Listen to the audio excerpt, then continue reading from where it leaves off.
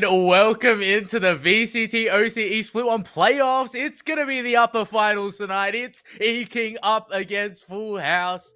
What a banger edit coming through for us. Thank you so much, production, for making sure that comes happening. And of course, joining me tonight, once again, forever and ever, it is Mr. Multitudes. How are you doing tonight? I am, I say I'm stoked, but honestly, with each cast with you moving up these double elimination playoffs, now we are finally here at the upper bracket finals, and it just gets more and more hype. The stakes get higher with each round that we progress, and I'm just so ready to just bring some beautiful cinema for the viewers on your stream today.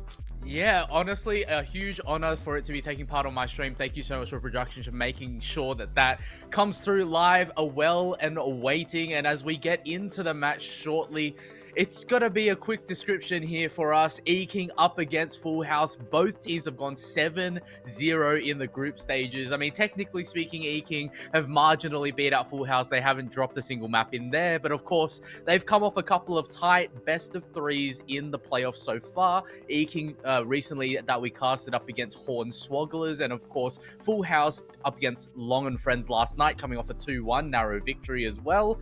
It's going to be the biggest clash of the tournament so far tonight. The biggest Titans going up against each other.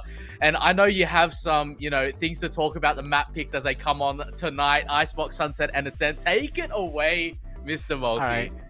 All right, Merlin's chat. Coming close. I'm going to cook real quick. Coming close. Okay, you have to understand that 50% of the battle happens in the map pick. You see the graphic here below. I'm gonna talk about a few things. 3 things. Point number 1. Okay, Full House ban Haven.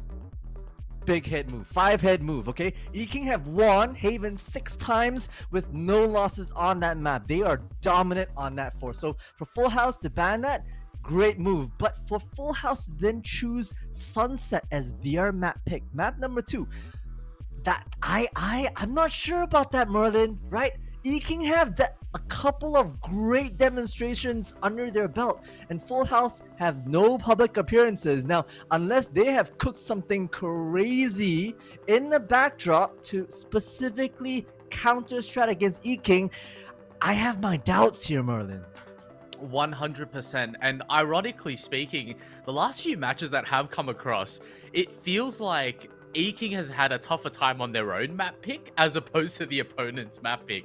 The opponents have continually picked Sunset into them and have continually been absolutely dominated again and again and again. And the Titans just keep piling up, right? We see a couple of teams pick Sunset into it because that is their main map. Coming through with the Teho Breach combo every single time. And what have Eking done? They've picked the PRX comp, taken the Omen Sage along, and just completely smashed them to smithereens every single time. So in all honesty, tonight I'm looking at Icebox first and foremost. I feel like Sunset is an Eking takeaway. So if Icebox goes their way, we might be in the store for a bit of a 2-0 coming through.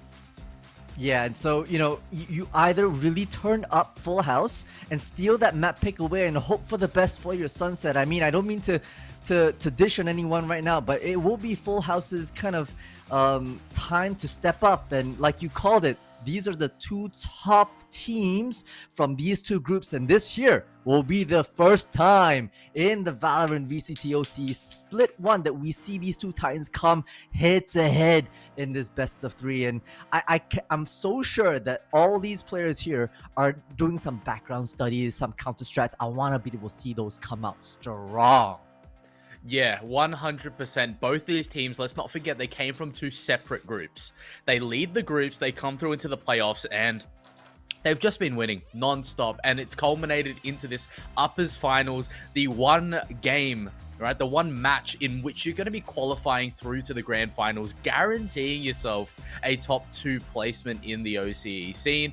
And of course, I believe both these teams are going to be hunting for that first place. They're absolutely dominant on all fronts. And tonight is seriously, I don't even know how to make the prediction. And at the end of the day, I pride myself being, a decent player, a decent caster, someone who casts are seen very regularly. We usually know how the games are probably going to turn out, and then when something, out of the spanner comes out and you're like, whoa, this is new, that's awesome for us to cast and whatnot. But tonight, I seriously do not know which side to count in and count out, right? But both teams are so good, so strong.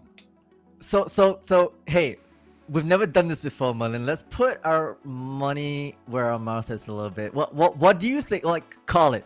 Make a call right here, right now. Predictions in the chat will happen later, but this is Cass's prediction. A little curse might happen. We'll see what happens. Merlin, what do you think will happen? I'm not going to lie, based on E-King's performance, they've been ramping up. I feel like they started off the playoffs a little soft against Hornswogglers, right? And they came out after a tough 2-1, and last night, they have just blown the fish straight out of the pond and just delivered them straight to the ocean. I feel like it might be a 2-0 E-King tonight. Okay. To spice things up a little bit, I'ma actually say Full House 2-1. Right? Hear me out. I'm not cooked, I'm cooking.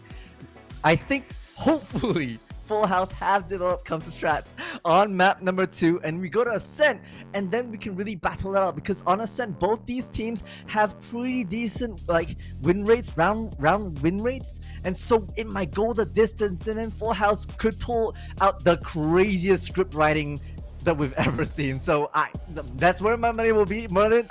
No cap. Let's see what happens, Drill.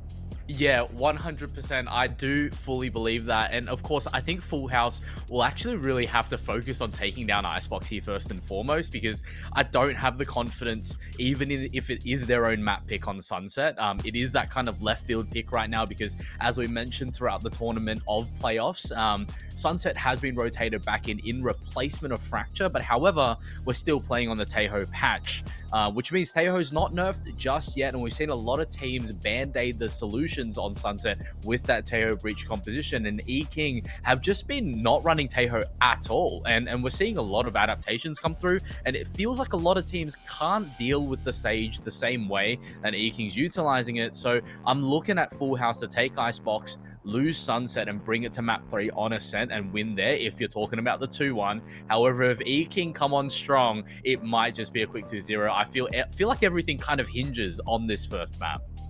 Oh, that puts the stakes so much higher, right? Icebox, predominantly known as a bit of a scrum fest, right? It's a bit of a small map, and obviously the shtick for this particular map is the verticality, right? It's a bit of aim labs training, trying to flick your mouse, not just horizontally, but vertically as well. Look at the schematics here that we have with our fly-throughs. There's so much up-down that needs to be able to be managed, and if you're not careful, if you're not sharp with your aim, or if you just lose pacing with the trade-offs with your utility movements, that's where things can really crumble apart.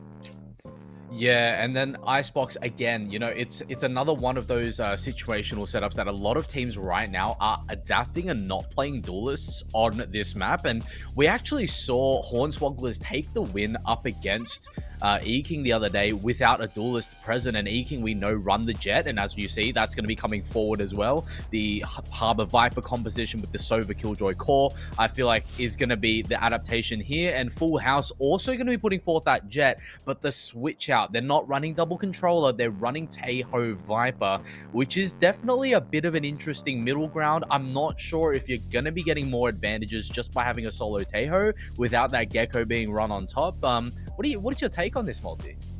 That is interesting, you have at least a Sova to maybe do some supporting action with your Taeho. On your defensive round, you have the recon plus some scan abilities. Taeho has one of their own, so would be able to maybe compensate against a solo Viper smoke, which, once you deploy, that wall is static and doesn't give that much flexibility from a controller perspective. So I'd imagine that Zukwak as well as Biggie Cheese will step up and help provide some intel and some, proactive push out aggressively on the defense, just to be able to give their team assurances. Yeah, absolutely. And with that being said, 30 seconds left and the narrative has been written. This is going to be absolutely diabolical tonight. I can't wait to see how this is going to all go down. And it's going to be all coming down to I feel like the duelists here as well, Multi. Let's talk about that. Ooh, yeah, I mean, Liu versus Feta, these two players just top of their league, just absolutely feeling it, you know, and it's a great pick as well. There's not really another duelist that you might consider with so much verticality. That's where Jet comes in to be able to just get so much space for them. So as we start things off, you know, the Kings looking to set their sights here, and we talked about it. Both initiators taking a lot of proactiveness, but that's where the oppressiveness of the harbor walls come in. Drone to spot things out, forcing both initiators back onto that A backside. Yeah, and it's going to be right into the crutch of this position right now. We haven't seen Ekin go hard and fast that often, and this is a bit of a stark differential based on the play here, and it's going to be 3 members already peeking in. It's going to be Biggie Cheese falling to the wayside instantly as all members storming onto the side. We're looking to find something here as Feta needs to push forward with the Sheriff. It's crucial, but Kadiri still finds the headshot first, and the shots aren't hitting for the side of Feta at the moment. They need to push forward and find a little bit more here, but Dragon and Nakata just keep going absolutely nuclear. It's almost flawless, and that's E-King with round 1. E-King, I keep saying this, they're so coordinated, right? Like, full house, yeah, but we've got a royal flush on the E-King side. They're just so proactive, just so much discipline to wait for that Viper wall to drop, that defensive Viper wall to drop, and then it's just 3 rifles swinging out, clearing all these corners simultaneously. The trades are all there. It's so beautiful from the side of E-King. I'm here for it.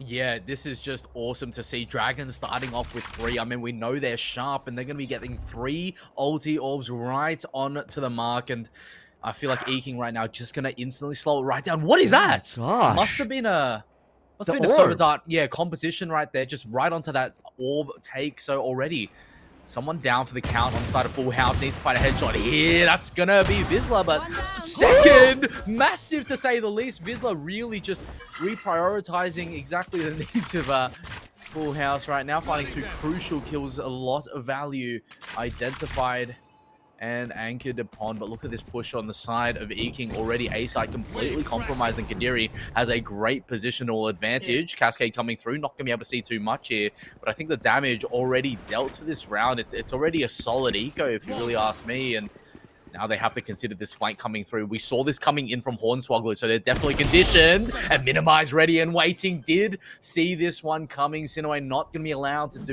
anything here, and it's a 3v2 retake, but they've only got classics. Oh, well, Sheriffs in this case. Yeah.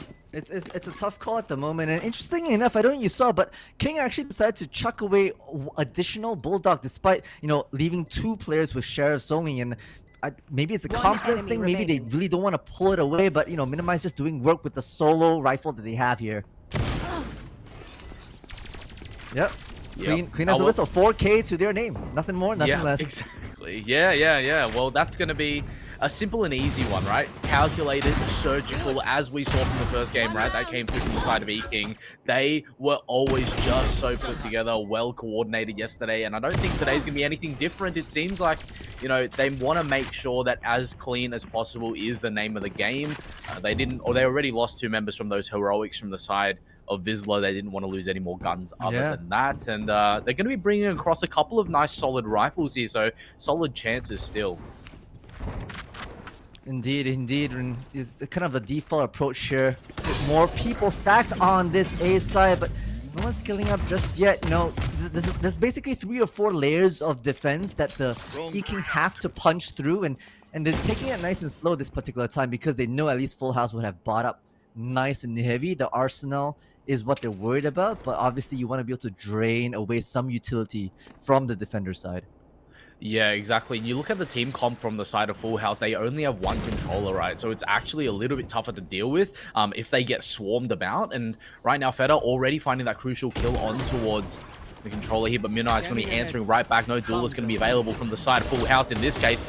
It's a cheeky little scan coming through. Recon Ducking putting in. It's going to be Lou finding absolute value here. Guardian needs to find a job, but doesn't. It will be Kadiri finding Zork there. And all of a sudden, this bonus has turned into a bountiful treasure hunt from the side of E-King, looking to take their loot and booty right now. And it's just diabolical. It's disastrous, actually. It's only the 3rd round right now, but, you know, if you lose the bonus, we all know what happens after that. It's economic devastation, and Full House have to pick up the pieces here, and that's going to be a shock dart coming through.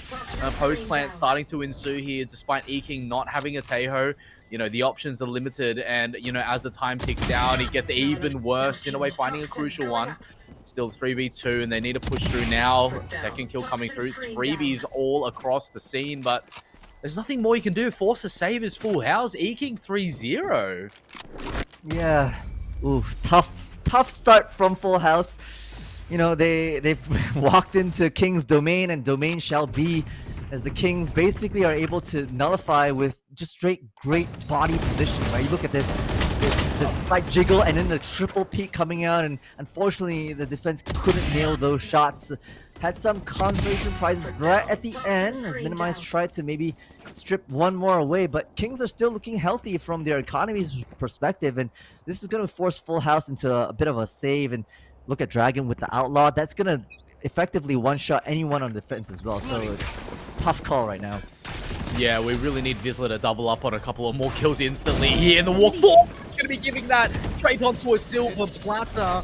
I mean, vulnerable to a little bit of damage. To trade off that kill is crucial here. And the last thing you want from the side of E-King is to be forcing out that Reckoning, not to find that value that you desire for. They're going to be charging into the side. A good ulti, Cascade, High Tide, all put forward. Now the Cove comes down for the plants. And you're looking at this flank to come through from the side of Feta. Narrowly misses the timing on Dragon's Peak with the Outlaw.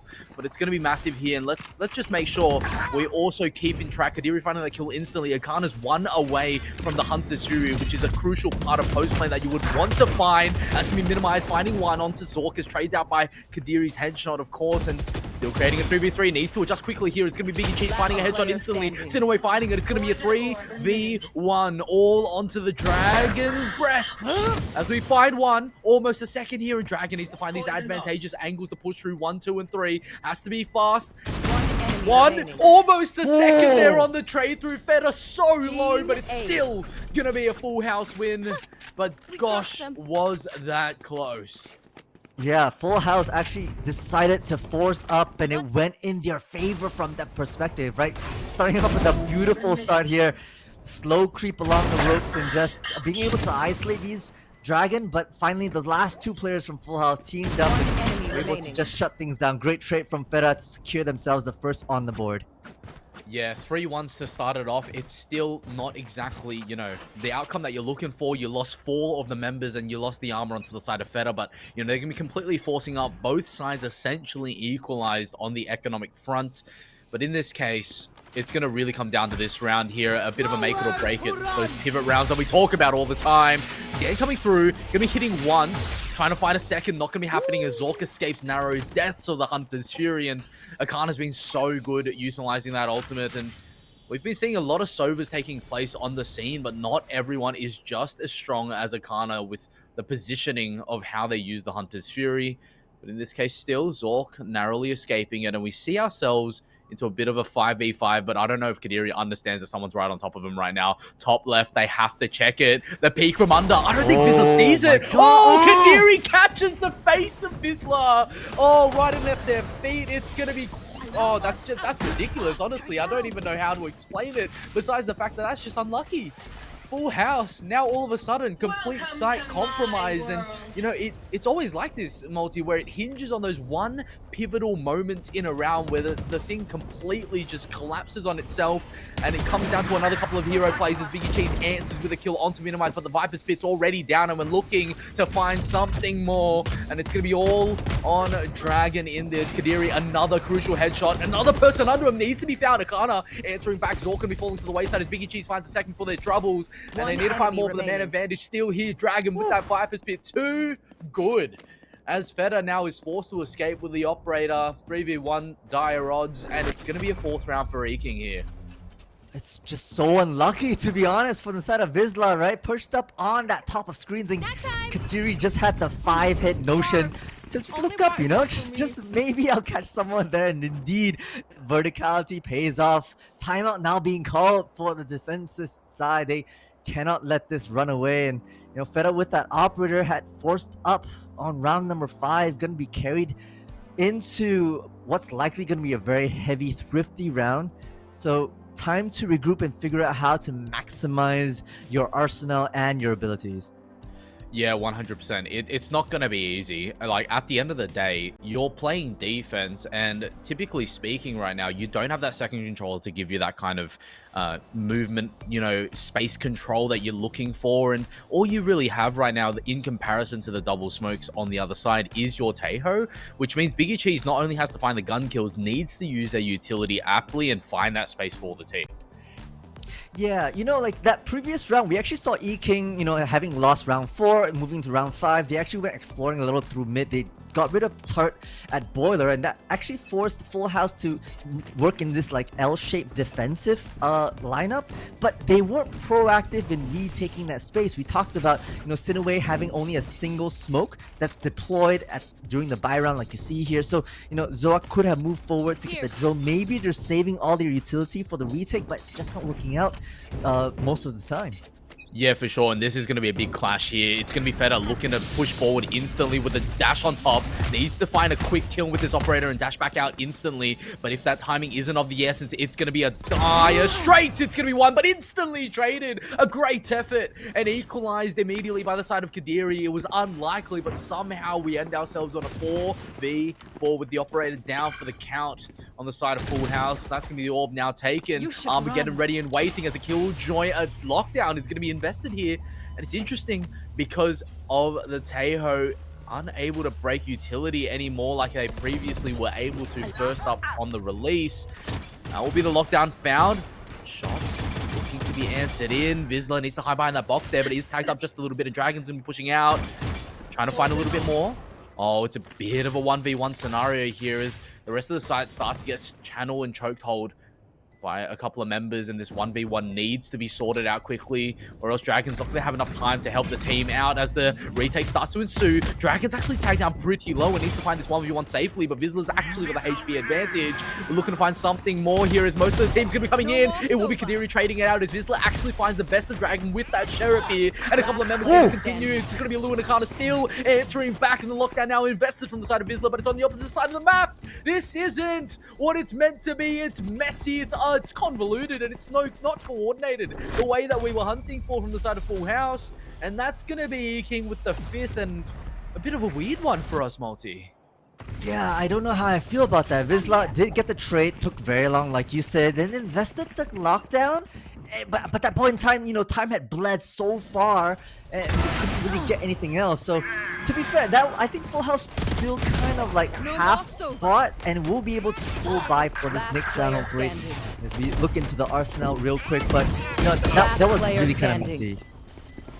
Yeah, honestly, it wasn't as coordinated as they probably wanted it to be, but, you know, silver lining, they've got 3 ultimates online. Viper's Pit with the Hunter series, extremely strong. Of course, Bladestorm up for the side of Feta. That saves you essentially $4,000. All you need to do is buy some armor, and you're chilling. And that's exactly what's going to go down. But let's not forget, a couple of vital ultimates were invested last round. The Armageddon paired with the lockdown as well. So that's just a huge bunch of stalling on the defensive side. That's now completely gone. And with that being said, I think E-King know this. That's why they're pushing mid so aggressively. And look at where they are. It's timing. It's going to be Vizsla and Dragon here looking to take the fight here on the push. It's going to be Vizsla answering back. Kadiri falling to the wayside as you see a 1-for-1 trade on both teams coming through, but Kitchen completely compromised. They need to find the shots, and does. Dragon's just so fast about it. Biggie Cheese, again, a little bit of answering back, but they're not going to be ready for the third flank coming in. It will be Lou. A little bit slow on the play, and I don't think they would have expected a Jet to be lurking up mid as the final member of the team to crash on. The plant starts to go down. Zork in a great position to actually spam as soon as it kind of walks backwards here. And that's going to be actually better instead finding the kill. And 1-2 on the side of things. It's going to be minimized, instantly answering back and creating the 2v1. E-King, it's going to be a cheeky one here. And Feta escaping narrowly, but chances starting to opt to nothing here at this point. They've only got a shorty in hand. Need to pick a gun up. Somehow does, but it's not enough. It's minimized. Finalizes it all. 6-1. Gosh, Multi, these rounds are a bit messy, aren't they? They have, but E-King a little surgical with that, to be honest. Sending these 3 players down mid, they're able to get a lot of these 1v1s, but the timing from Liu is just crazy impeccable, right? You don't, like, you expect a second slow lurk. No one expects a third slow lurk coming from Kitchen. And that's where Liu's like just clutch potential came in right at the full end and turned the tides for King to get themselves that advantage. So once again, King, I'm sorry, Full House opting for a bit of a kind of force round, I believe. Yeah, just half shields across the way, a mixed arsenal bag. And here we have Vizsla going to be on the solo hold on B. They've done wonders on that anti-eco round with the Sheriff, but this will be tough. Only an alarm bot. Yeah, for sure. I mean, the force up here just kind of screams desperation at the moment. They need to stem the bleeding, and it doesn't seem like they're able to deal with the amount of utility that's coming out from the side of E-King, and they chalked it up to a bit of a stack on towards A, but it was the wrong letter of the alphabet in that choice, but it's still going to be sent away with a 1-for-1 trade here, but that's not going to be enough as Vizsla gets tagged up behind. 145 right to the back here. It's going to be an unfortunate situation, but not down for the count just yet. But you look at this post plan already ensuing. 4 members in B main ready and waiting right now. I mean, this is just not fair at the moment. It's planted perfectly for yellow. And that Teo Salvo is going to be coming through special delivery. Not actually going to be sunning anyone out. It's going to be Akana looking to push forward, finding a kill for themselves. It's going to be 2 for 1 on the trade here. 3 make it. It's going to be Akana. Another special class coming in as Biggie Cheese has something to say about it, but it is a 2 for 1. And Biggie Cheese is so damn low. There's nothing they can do about it. 7-1 is E-King, reminiscent of a soccer scoreline from years prior. Yeah, if the snowball is not evident, it has to be right now, right? Full House unable to really figure out any sort of plan at the moment. They tried delay tactics with some nano swarms here and there, but a couple of lucky shots through, and the oppressiveness from the post plant from E-King is just too much to handle, right? And second timeout in the first half already being called from the Full House. Both timeouts burned within the first 8 rounds here. Yeah, and with that being said, it's not like we haven't seen something like this before. If anyone recalls 2023 EG were down 1-8 on Sunset. They called 2 timeouts in 9 rounds and then ended up winning, right? So we're looking for the same miracle to come out, but the problem is they don't have Jorgamo on their team. So we'll see who's going to be taking that role onto the side of Full House tonight. And, one thing to bring to light here, and I like to highlight for sure, is that Lou's actually not the top performing player on their team right now. Their game of life has not yet happened yet. It's Dragon going 11-5, Kadiri going 8-4, Minimize going 8-5. I mean, literally nothing but the controllers and the Sentis right now just overperforming. Like, it's so insane. It is insane. Liu's still doing their part. 5 assists, the highest we've seen across all these 10 players. So, maybe some tags coming out, maybe some smokes that are coming out. Hey, new strat. Get Jet to be controlled with the smokes, yo. Exactly.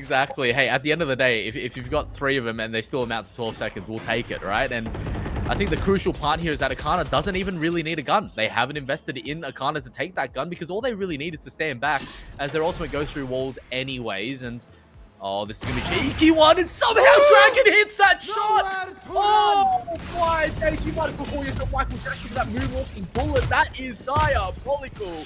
Dragon. We were just singing their praises just now, and I don't think we sang him enough. That's absolutely crazy. Lou gonna be instantly taken down by Biggie Cheese. Super sharp in his shots, but it's gonna be a Kadiri again answering right back. Biggie Cheese needs to pull off a little bit of a heroic play to even up the odds on this man disadvantage once again as the plant starts to go down. Just to draw the pick out.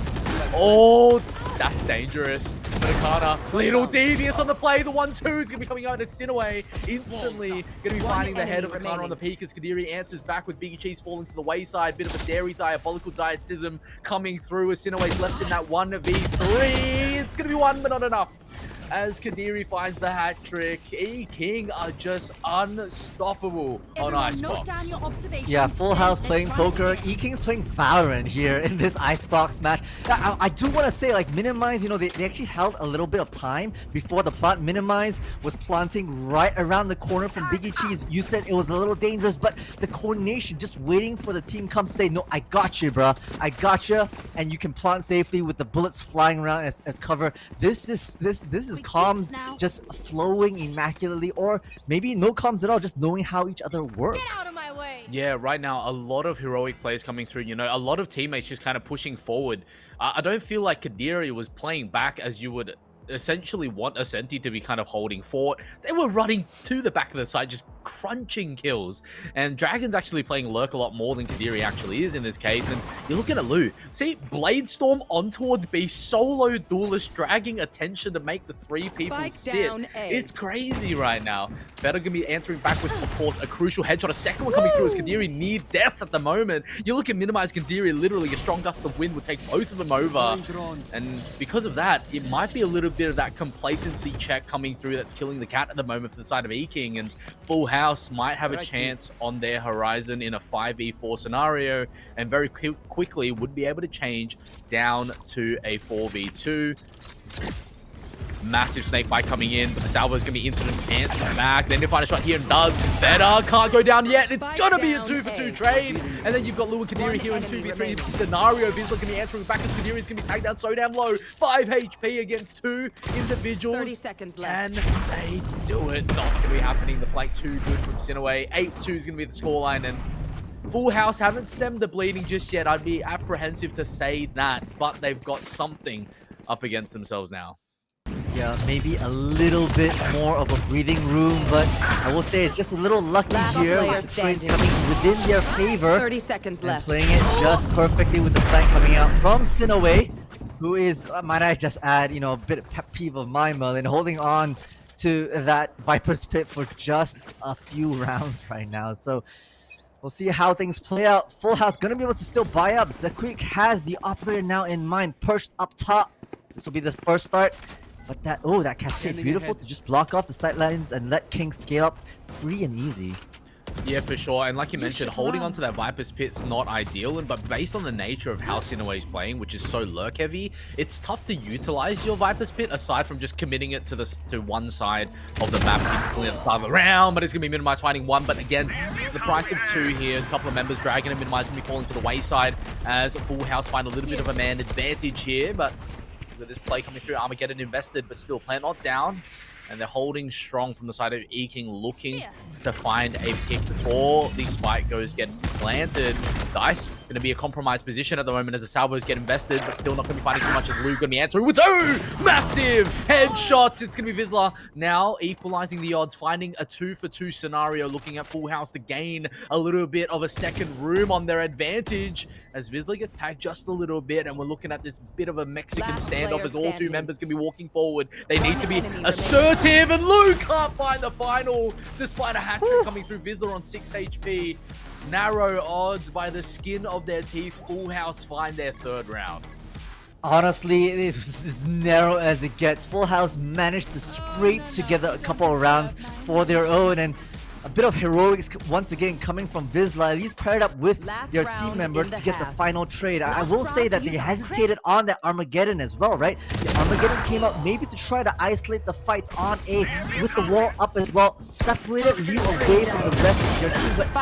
But you know, the defenders didn't storm the side and he let too many bodies fall. But Vizsla saved their hands just to get themselves that quick headshot. Yeah, honestly, if Lu didn't repeat for that second right there and just jumped around the other side, I probably reckon that could have gone a completely different direction because Vizsla was tagged so low and they still had to defuse anyways. But again, in the heat of the moment, very tough to make these decision calls. And it's going to be Feta now blowing the Bladestorm, dashing up, drafting away, blowing almost every single piece of utility just to get back into a safe position. And you're looking at E-King putting forth the reckoning here, and that's going to be covering Feta's position as well, which means the whole site compromised. You're looking at everyone push forward. Somehow Biggie Cheese finds one through the smoke. It's absolutely diabolical as the high tide and the cascades were up. And they need to find a little bit more here as all team members coming through. But this lurk coming in. Vizsla needs to find value right here, right now. Viper's Pit up and alive, and I think they've made the call. They know that Vizsla's around. They're going to crunch onto this individual for a 1v2. 1-2. Not going to be finding any kind of value on the flank. As the defending Killjoy lockdown gets completely destroyed, we're finding massive plays coming through as Akana's going to be in a crucial position, but somehow both members fall to the wayside, all 3. It's Full House. We haven't caught a single one of those fights, but unfortunately, absolutely everyone just going to be dead to rights on the side of E-King. And I don't know what kind of resurgence came through in the last 3 rounds, but Full House have just won 3 in a row. Either that was the stupidest play in the world or the best play in the world to be able to put your Viper's Pit up top on A, and then a counter Killjoy ultimate down south, just to squeeze these players into a bit of a kill box here. That is beyond my understanding. That was crazy. And you know, whether or not with luck or strat, it worked out, and Full House managed to climb back that last 3 rounds here into the second half. Yeah, just a bit of a description and reminder of like what just happened, because we weren't able to fully capture that on the screen because of the level of chaos that happened. It was because the Viper's pit was down, but they split the team in half. Full House with Vizsla at the back, and the lockdown drawing 2 members away allowed for the rest of the team to jump with the verticality advantage up and down into the Viper's pit and catch a couple of people off guard. They were in there, just like how they're being caught off guard right now in the middle of the fights in mid, as well as Vizsla and Lu all going to be answering for a kill each, but a second one goes down. It's going to be interesting to see the rest of the round here. Vizsla going down means no holds coming through, but somehow they're just going to be taking the rope, and Kadiri just finds a free kill for themselves. A cheeky tag coming through, but it's going to be a man advantage already for the side of E-King. And Full House need to reconsider their options. The flank, Dragon giving them a taste of their own medicine. This is a crucial headshot. One second, and a third. It's Dragon with the fire and the flames. Once again, they strike. We've sing praises for Kadiri and Dragon thus far in this first half, and now proceeding second half. Look at these flicks. That's disgusting. Disgusting shots. The headshots coming from Dragon as well. It's just aim training all day. Oh my days. I mean, just when you thought Full House had a bit of a grip on the game right there, E-King take the throne and just slap it out of the hands of Full House. And 9-4 is great, but what's even better is that they bring it into double digits, and that's what they're on the cusp of doing on this anti-eco round, and something has to go catastrophically wrong for the side of E-King. The force-up will win! It's another force-up will win! It's a classic G2 strategy that's come alive in 2025! What is that? Oh my god! No, you can't be running and spraying at 30 meters and fighting headshots like that. It's diabolical. It's the force-up will win by, and we shall be victorious as Full House. Oh, 4 Stingers and a Spectre and a Dream, and they come alive on the 14th round. It's something we've seen time and time again, and at this point, I don't think I should even get surprised. You know, it's not even fair. How the heck can you keep finding free kills like this? The wall down at the ankles. It's free. I guess, why buy rifles? Why should you even buy rifles, right? Just buy Stingers, man. Why aim if bullets? Why aim if bullets? Huh? Look at this! Look at this! Why don't my Stingers work like that? I should join an esports team. That's what I'm hearing. I need to get into an esports team and buy Stingers, because apparently that's how things work here, right? You're on your anti-eco, buy Stingers and win. Oh jeez. It's just time and time again when you see the desperation do or die scenarios come out. It just seems to be the magic potion of success, you know, every single time. And with that being said, a 4-man push-up A main, I mean, a 4-sheriff firing squad. It's the whole county literally standing in front of you. And I think Full House have caught the notion of this instantly. And you're looking at Vizsla holding a crucial position with this Bulldog. I mean, gosh, if E-King forced up Stingers, they probably would have won this one back, honestly. But the Sheriffs I'm not so confident about right now. But we'll have to see what comes down for the side of Kadiri. Walking forward. Oh, cheeky spam minimized very low because of that. And this round, definitely a bit of a lull state as every member starts to grasp the puzzle pieces to try and put back together from the side of E-King, and Full House in a great post plant. Oh, bit of a tap. As well. Oh, look at this angle coming out from the side of Vizsla actually through mid. This is going to be a spray down of the Sentry should they catch themselves on the tube. Because a couple of members very low, every member falls like flies in a matter of seconds. Jeez. Well, yep, kill feed lights up red, and it was just Full House taking that for themselves. I mean, rightfully so. Kings didn't go with the Singer strat and had just had Sheriffs, and I think one goes to their name. And their gamble stack on A, unfortunately, was that gamble. Full House just outpokered them from that perspective, called their bluff, and rotated on to the Beast. One enemy remaining. I was a bit worried because they were pushing, lurking up in A. I wasn't sure if the timing would be there, but it all worked out in the end, a flawless for the attackers. Yeah, which is awesome to see. Full House have pulled it back within 3 now, and they've got a solid chance of actually, you know, taking this map by storm, and they've really solidified it, you know, and stabilized, stem the bleeding, as we would typically say, and it's going to be all into the onus of Eking right now to find a little bit more onto the horizon, and their force up is right here. Lou in a crazy off position with the operator ready and waiting, but they need to hit this shot. This is crucial. It's 5 people. Chances are multiple members are going to be flushing out at the same exact moment, and Lou has to prioritize one target and one target only. Oh, Lou, this is going to be close. Are they going to be ready? Oh, the flush forward. Oh The my gosh. timing. Oh my You gosh. can't be doing this. You can't be doing this. I think they know. Timing is of the They end. have to. One shot, dash away on the flash. That's absolutely massive. How the heck is Lou still alive? Cascade coming through. They need to invest the high tide immediately here just to find a little bit of space. The updraft up is going to be on 17 HP, and they're looking to find a cheeky angle right now. Lou sees it. Flick, not going to be happening. Just the texture, not going to be playing into their favor. But Kagiri with 3, making 4 from the side of Minimize. It's Eking going nuclear. Lou's done with assists. Lou is done with assists and wants to be back on top of that leaderboard with a disasterly play here. Just the patience to play that out. You know, no sound, no pressure being heard in A. They sent the Harbor over to the board and was able to just get both of them out of there. And then just the collapse, even before the spike came down. Yeah, it's not every day you're going to be pushing B long, and you know, the first thing you see is an operator tucked into a close angle, right? Like, gosh, why are you standing there is kind of like the first immediate reaction, as Vizsla going to be taking that immediate reaction and putting it to toast as Minimize immediately gets taken out of the map. Thankfully, Eking still have one more controller to count themselves on, or else it would be dire straight already. But a 4v5 already dire enough as the A site starts to get compromised by all 5 members. And that's a crazy kill from Kadiri. Just straight through the Viper's wall. I'm not even sure that if they saw him in that case, but another shot coming in. These are just free fires. Walking into the bullets is going to be Sinaway's head, and immediately a 3v4 instead of the 4v5 we initially established. But look at this timing.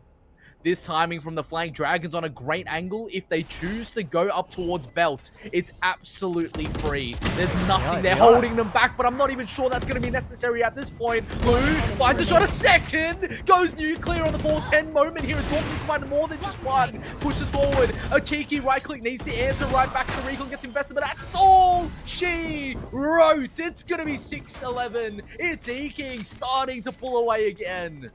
The moment Liu got an operator in your hand, as you call it, the disasterly boomstick, things just start falling apart, right? Liu's hitting more shots than they're missing, just taking all these weird angles to be able to just keep the attackers on a bit of an edge. One enemy remaining. It's just these pre-fires coming in, these shots. I feel like Full House are getting the plant down. They're over-committing too much utility onto the site, and they're left a little bit scrambled by the post-plant scenario. And, you know, Zork's trapped in a lot of bad positions right now to try and support the team. And you look at the team when they fall on the front lines, it's when it starts to fall apart like a house of cards from the side of Full House. And Eking are definitely prioritizing on that so much. Okay, a bit of more default approach now from Full House, right? Spreading their players thin, actually, with that pressure on B, pulling a lot of bodies over. I'm not sure if they start to realize that it's going to be a pretty stacked site. Liu with the operator exploring mid. That's going to be a crucial one against Sinaway.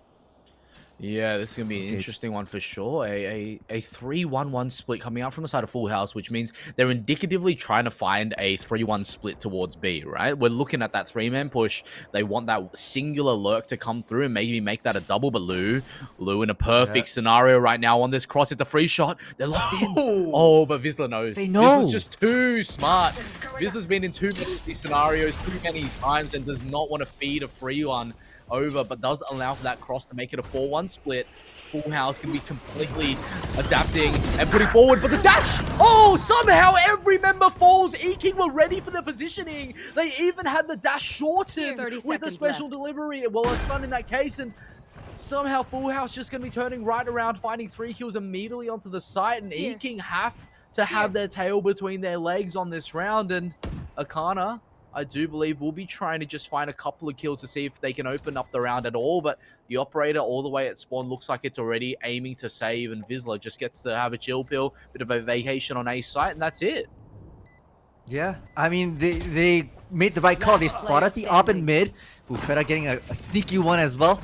But they spotted the op in mid, right? And then they was okay, we know where the operator is now. It's go ahead onto B. They waited for the Viper, the defensive Viper orb, that one-way orb on top of that container to drop, and then it was just W key the whole way.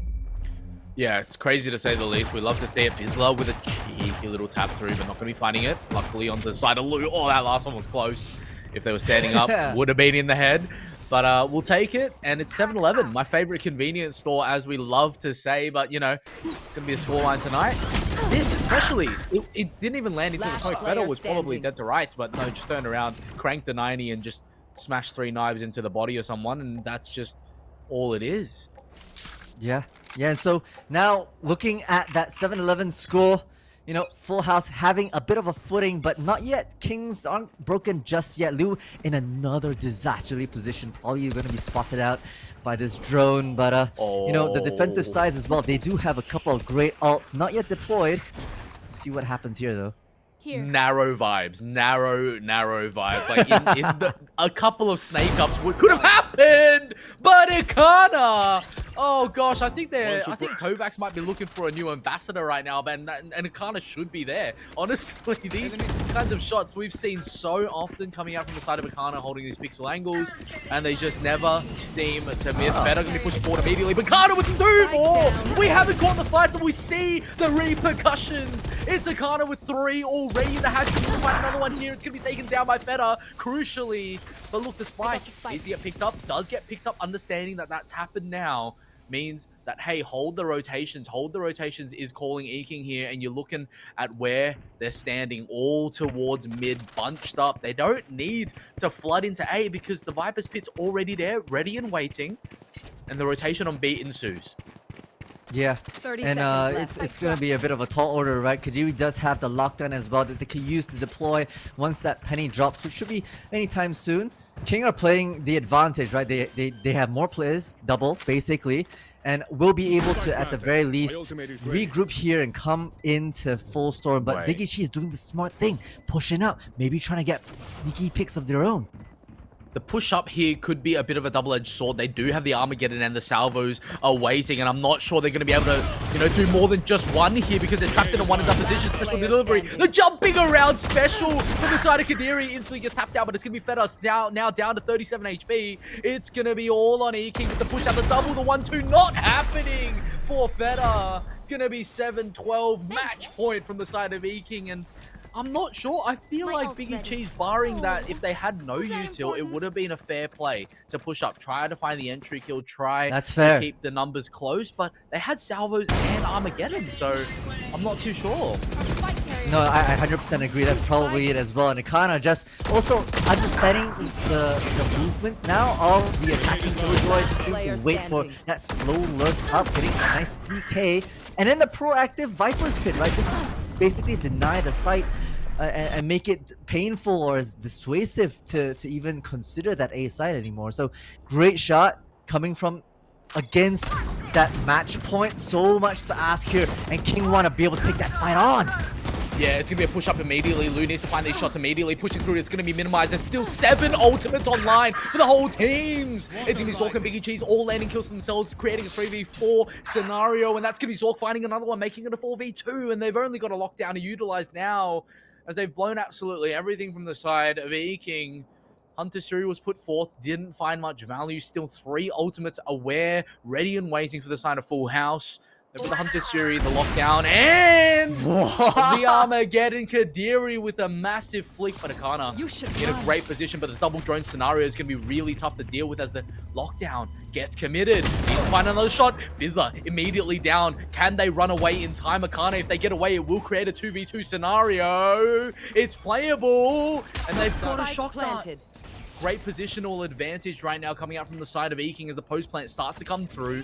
But Biggie Cheese has literally everything ready to use. Hunter Suri going to be invested to counteract the Killjoy lockdown, and the push through needs to ensue right now. 1-2 doesn't happen as Zork, a crucial hat trick following forward, and that's Kadiri falling to the wayside. 4 for Zork. They're holding on by a thread, but that thread might be made of metal. It's 8-12 to the side of Full House. It's basically down to the trades, right? You saw E-King's just defensive retake position. The lockdown came out. Immediately, the recon went to the corner that they normally run towards. Once that recon detected that no one was there, Zoak immediately changed focus, right? So it's just all these protocols that come out, and it fortunately went the way of Full House from that perspective, being able to get these crucial one-on-ones. Yeah, and E-King are just going to play it safe. They're going to half eco here, just make sure they can buy up next round completely together.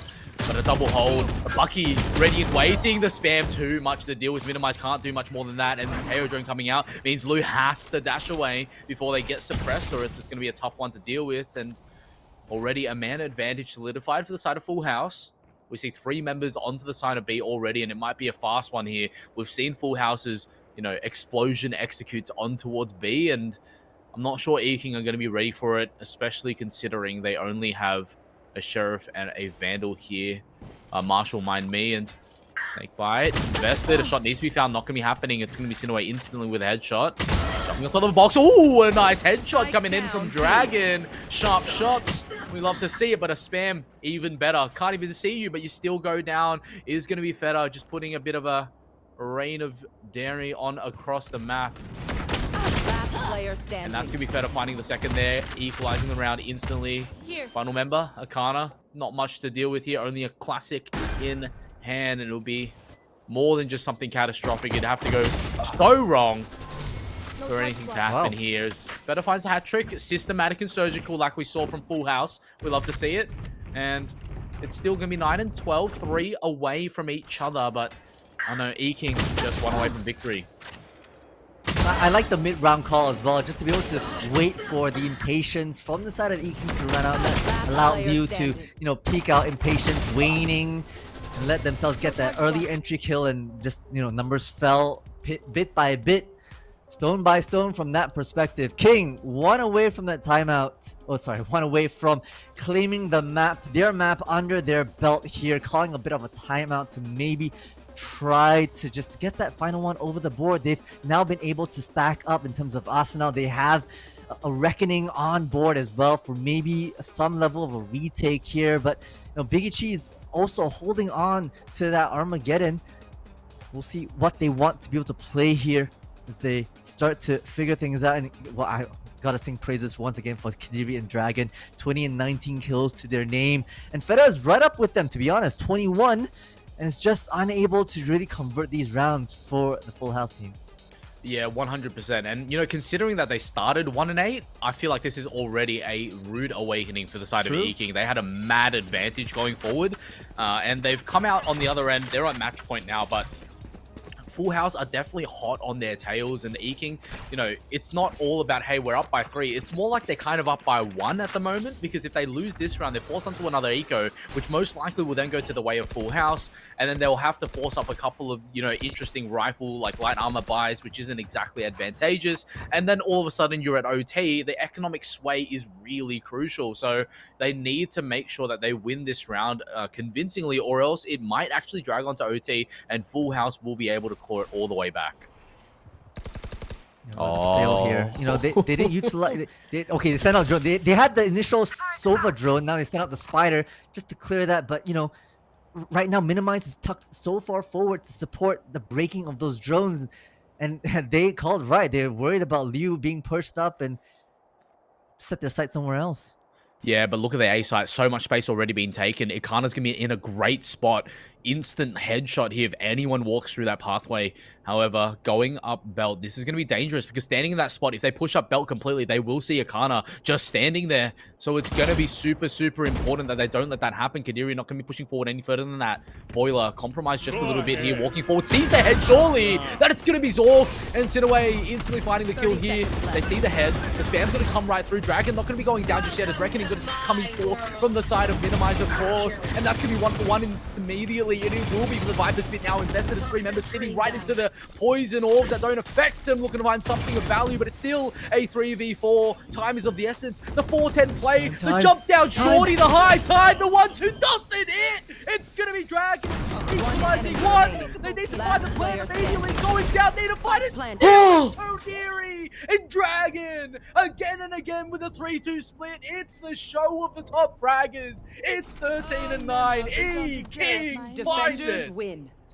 Beautifully done from the E-Kings. That reckoning came in just as they were trying to flood the site. Right, the win con was to be able to just delay the plot, make a mess of the situation, and yes, that Viper's Pit deployed by Full House tried to give them a little bit of space, but just the stuns coming out from that reckoning was so oppressive, and it just ran out of time for the attackers to maybe do some sort of regroup.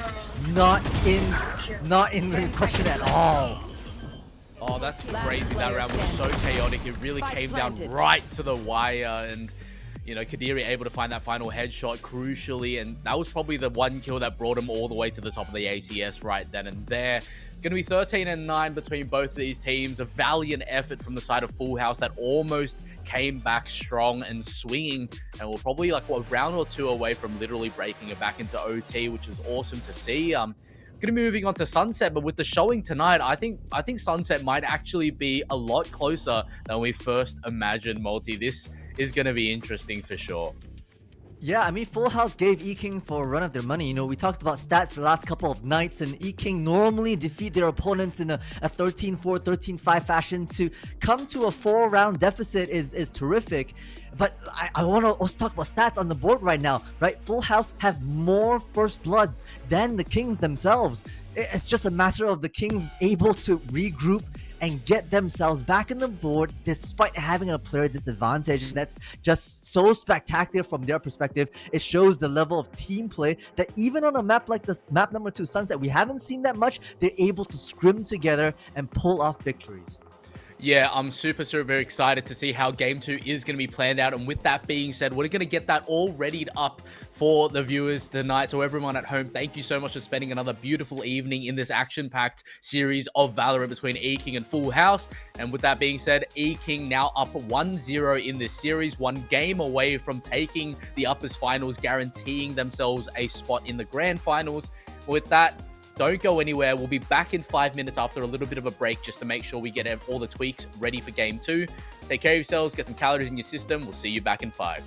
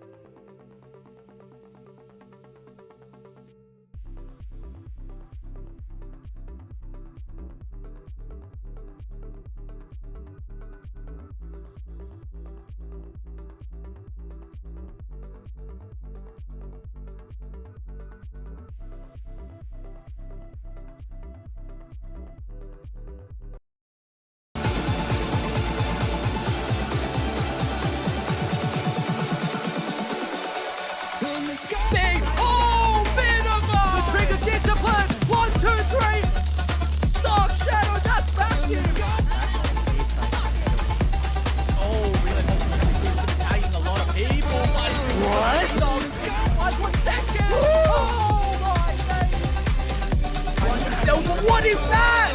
Kadiri! And welcome back to the VCT Split 1 playoffs match between E-King and Full House. It's the upper finals.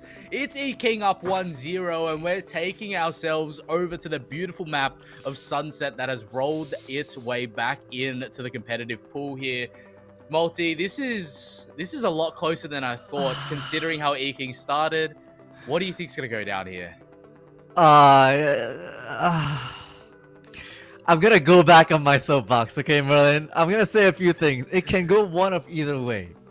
This is Full House's map pick. They have no public appearances on Split 1 on Sunset, which just came back, right? And E-Kings has had two very dominating performances on this map. So either Full House come back with some crazy counter strats and shut E-King down, because, you know, we've had at least two VODs that you can study on the side of E-King. Full House are holding all their poker cards to themselves. Or Full House gambled incorrectly and E-Kings come out with your prediction in victory. So it really could swing either way. It's a do or die moment for Full House in this best of 3, and they need to show up and clear stock. Yeah, 100%. I'm going to be looking forward for another cheeky little Omen boost, you know, coming through from E-King. It's one of my favorite things, getting nerdy about the game, and Full House need to know when that's going to come out. I feel like E-King haven't shown all their cards. They really have taken this composition on just a couple of games, and I don't think they got pushed that hard, right? You look at yesterday, they went up against on Sunset as well, took the same comp. They ended 13-7, but we don't want to forget that they lost pistol and bonus. They started down 3-0, and then they came back, won 13-7, which means on average, they pretty much only just lost 3 rounds from their bye round onwards, and that counts the second half as well. So E-King definitely a strong showing, and I don't think they've been pushed that hard on Sunset. So we'll have to see whether or not, you know, a lot of the times when you get pushed hard, some teams break. Some teams really show you that they've got more depth to their play than they internally expected. And Full House really need to bring all the stops today. They need to put the Royal Flush onto the table and win this hand, or else it's 2-0 and they're going to be falling to lowers immediately. Yeah. Full House have the privilege to be on attack side for Sunset, where the Kings choose their defense. And, you know, from history's perspective, the couple of maps that E-King have played on Sunset, they've run double Sentinels, right? So I wouldn't be surprised for that to come out again. The Cypher, the Sage, to be able to just stack and hold their defenses well with a bit of poke and prod and a bit of sharpshooting. And Full House need to be able to pierce that through. Their defensiveness of E-King have shown strong, and so a bit more cheekiness might come out from Full House. Do you run like double Duelist? Do you run double Initiated to really try and break some of the setups from E-Kings? You have to be creative, or else you'll be cooked. 100%. At the end of the day, I want to see some kind of counters come through. I feel like Fade has not been a great answer to Full House's comp. A lot of the time, it doesn't find value on that Haunt or that Snare, and we've seen E-King get out of those scenarios a lot. The Nightfall has not been particularly effective. I'm not even sure if Tabro is a good counter against the Omen Sage as well. The Resurrection and the heals are just so strong at the moment. They get right through the chip damage, and we've seen the amount of times, I even called it out yesterday, that mid-fight with a heal, bringing a second member on board, it is so strong. Like the amount of rounds that E-King won, either because they got a heal off or they got a resurrection off, it was ridiculous, right? Yep. Like there was at least 2, maybe 3 rounds that the resurrection came in so clutch. And so then do you go down the route of bamboozlement? Maybe Full House opt to run a Yoru plus an ISO to maybe poke and really apply pressure on a defense. We're about to see here as the graphics are showing their hand, and okay, Full House opting for a Neon. Okay, the Breho, basically the Breho coming online against the tried and true composition from the E-Kings, double Sentinels online. Yeah, this is interesting coming out from the side of Full House, playing the Tabro, you know, playing the Neon as well, on top of the Neon Omen Cypher core. We've seen this both from Hornswogglers that brought it onto Sunset. I do believe something similar last night as well, when E-King went up head-to-head up against... skips my mind. but it was a similar composition with Neon also coming alive. And, you know, the amount of times that Neon got shut down, you know, Relay Bolt coming through and it was being ineffectively taken account for because the slow orb's just right in front of your foot. And then all of a sudden you have Yoru flashes coming through, you've got, you know, an Omen Paranoia coming in, and then a shock dart landing in at your feet again. It's really tough, right, for the Neon to actually enter into the site when up against these two Sentinels. Yeah, and especially because Full House, they don't have a Sova, which is a common counter against some of the Cypher trips that E-King will put on the defense. Yes, they have Biggie on that breach with the Aftershock, but do you really want to spend that when you can use that to maybe push players out of position? Zakik with the salvos, only if those trips are low enough, I think. I think if they're positioned at head height, I'm not sure if those salvos will be able to get through those. Yeah, 100%. You know, that's something that I just can't stop thinking about, especially with the way that E-King is kind of prioritizing their game plans. A lot of the time, you know, they split up their senties and they take a lot of map control, just like they are right now, just walking out mid, just prodding, you know, trying to find some kind of information. Feta already finding heal for themselves, which is absolutely massive, just spamming through the box on towards mid, which is not what E-King were hoping for. They were trying to prod through mid and find a bit of an interesting play, but unbeknownst to them, they had 4 members ready and waiting. And Zork gonna be standing right behind the box. This is gonna be a crazy showdown of similar situations. Oh, this is Full House coming in with a game plan, and I feel like E-King have walked right into it. There's nothing they can do about it. A complete dismantling, and we love to see it. This composition has its weaknesses, and they're getting prioritized immediately upon Vizsla with 3. Massive play from Full House, 1-0 for them.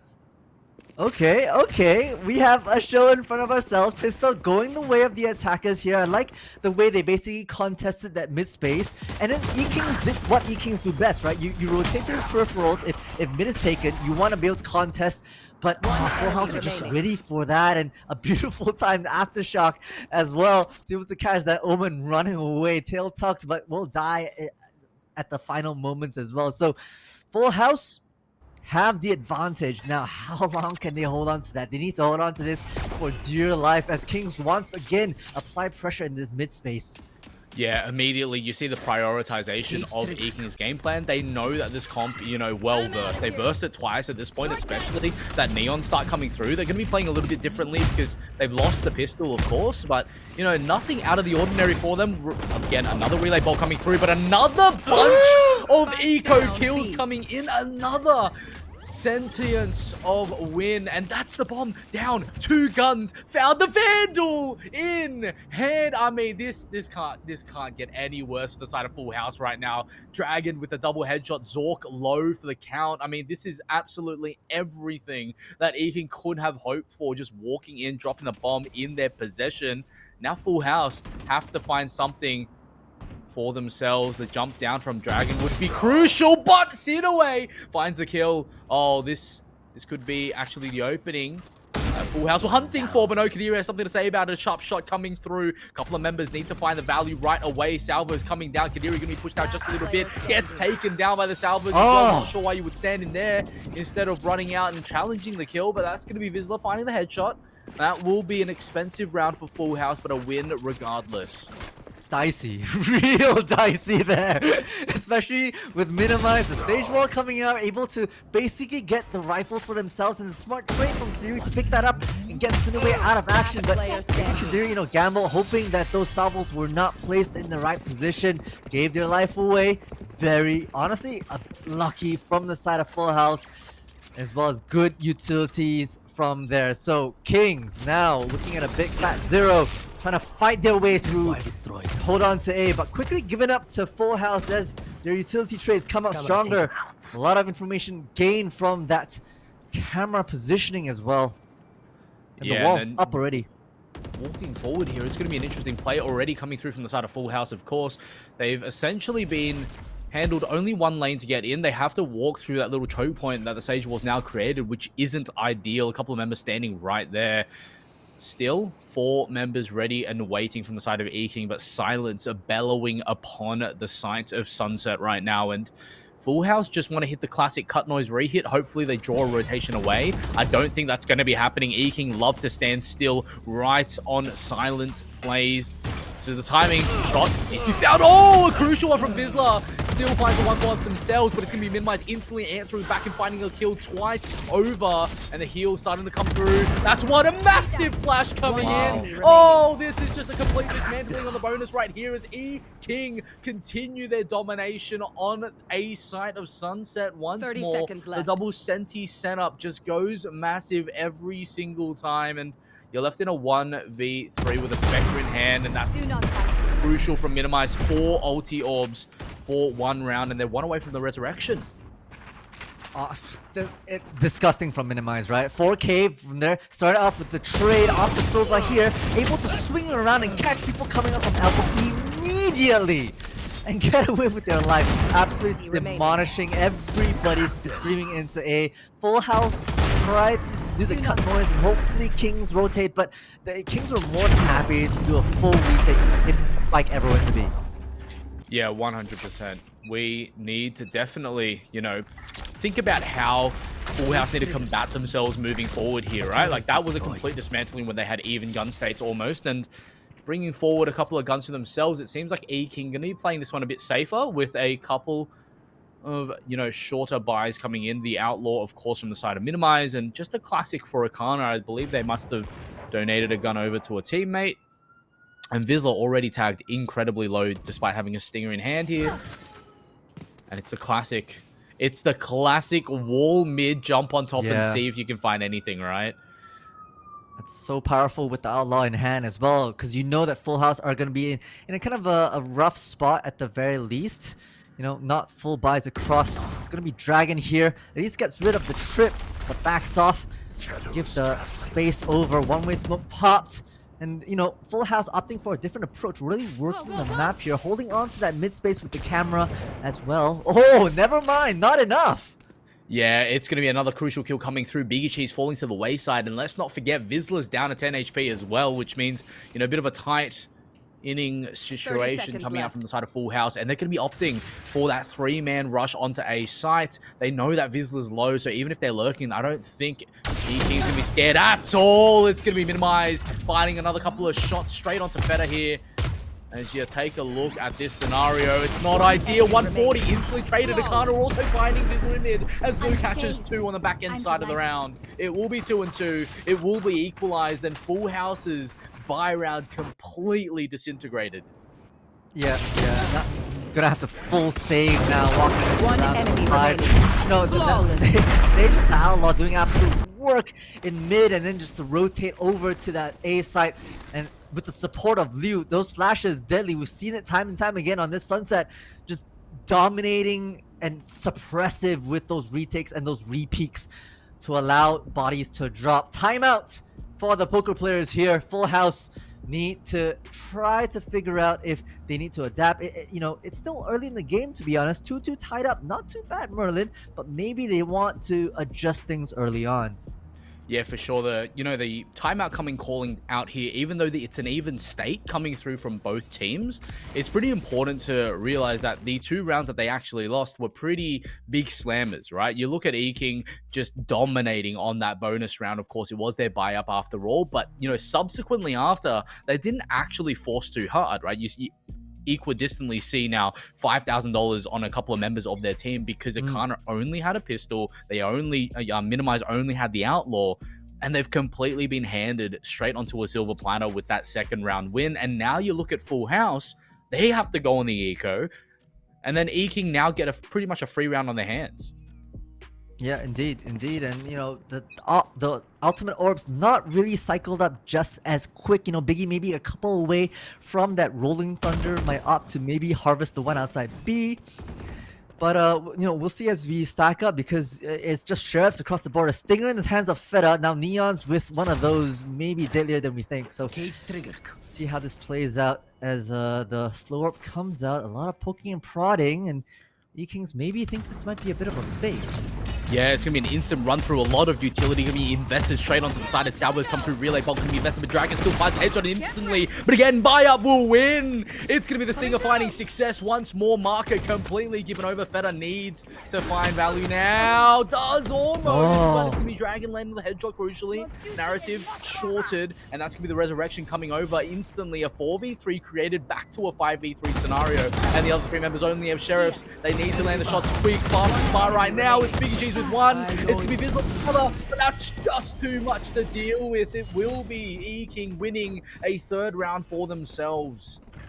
Yeah, and the snowball continues, you know, 3 rifles being brought over to round number 7, and Full House will be able to buy up, but it's gonna start being crucial for them to win these rounds and stem the bleeding coming out from the Kings. You know, this is what I remind everyone, this is their map pick, and they need to get this under their belt to keep the best of 3 going. Work being done with that Stinger is not enough. One's not enough, unfortunately.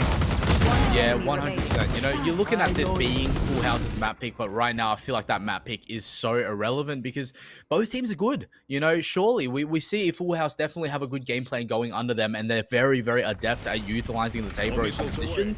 And E-King, of course, I mean, proven already. They're just so strong at using this composition as well. That's minimized! You can't be loosening your grip on these sight holds as Minimize just walks forward with an operator and catches someone in spawn. Biggie Cheese probably didn't see that one coming as Vizsla was so close. And with that being said, already a 4v5 scenario and the second resurrection already starting to build its ulti orbs, just 3 away now. Zork crucially finds another kill for themselves as Minimize gets spammed out quite a lot here, but needs to find that shot immediately. Oh, the one tap not going to be coming through from the side of Zork. I think they want to challenge it just to find this advantage for themselves. The heal for themselves. Salvo is now invested inside. Of course, Luke going to be finding a kill for themselves. Pushing out, doesn't see the shot. Minimize going to be giving right out here. They want to see something else, but it will be Dragon trading it out upon that information gathered, but it's still 3v2 scenario coming through from the side of E-King. They've gotten a good advantageous trades, a couple of 1-for-nones at the moment, and definitely Full House on the back foot of this retake, and that positioning from Cinnaway. That is such a one-and-done position. You have to find absolutely everything in one go. That's a paranoia come through. I'm not sure it's hit just yet. They're walking onto the side completely free of charge. Kadiri going to be landing one. Immediately, it's going to be all up to Vizsla in a 1v2 scenario. It's a tap. It's a fake. They're not onto it. A third one starting to get the halfway point here. They need to get the shot immediately, but no! Dragon always comes in clutch. Stone-footed in their play, sure-sighted like a dead eye in the night. It will be E-King getting their 4th. Disgusting, honestly, just so calm and collected. And chat called it right. The battle sage from Minimize popping up, getting a beautiful shot onto Biggie Cheese, robbing away any sort of chance of using that rolling thunder onto a site, and then it was just kind of like bodies dropping here and there. I gotta call it to Minimize, you know, not using your wall too early, thinking about strategically throwing that up as and when you think it will actually slow down or deny access. That is the name of the game here. That is the name of the game. Yeah, that's just going to be absolutely massive for sure. And again, they're going to be playing the same kind of play towards market with that operator ready and waiting. The flash going to come through, and they want to catch this shot. Minimize in a great position right now, but they're going to be all inching towards A, which will be the correct answer for the side of Full House. This is their weaker side of the map. They only have that Cypher utility paired with the Cypher close by in towards mid lane, and that's going to be instantly the spy cam capturing 4 different members coming through.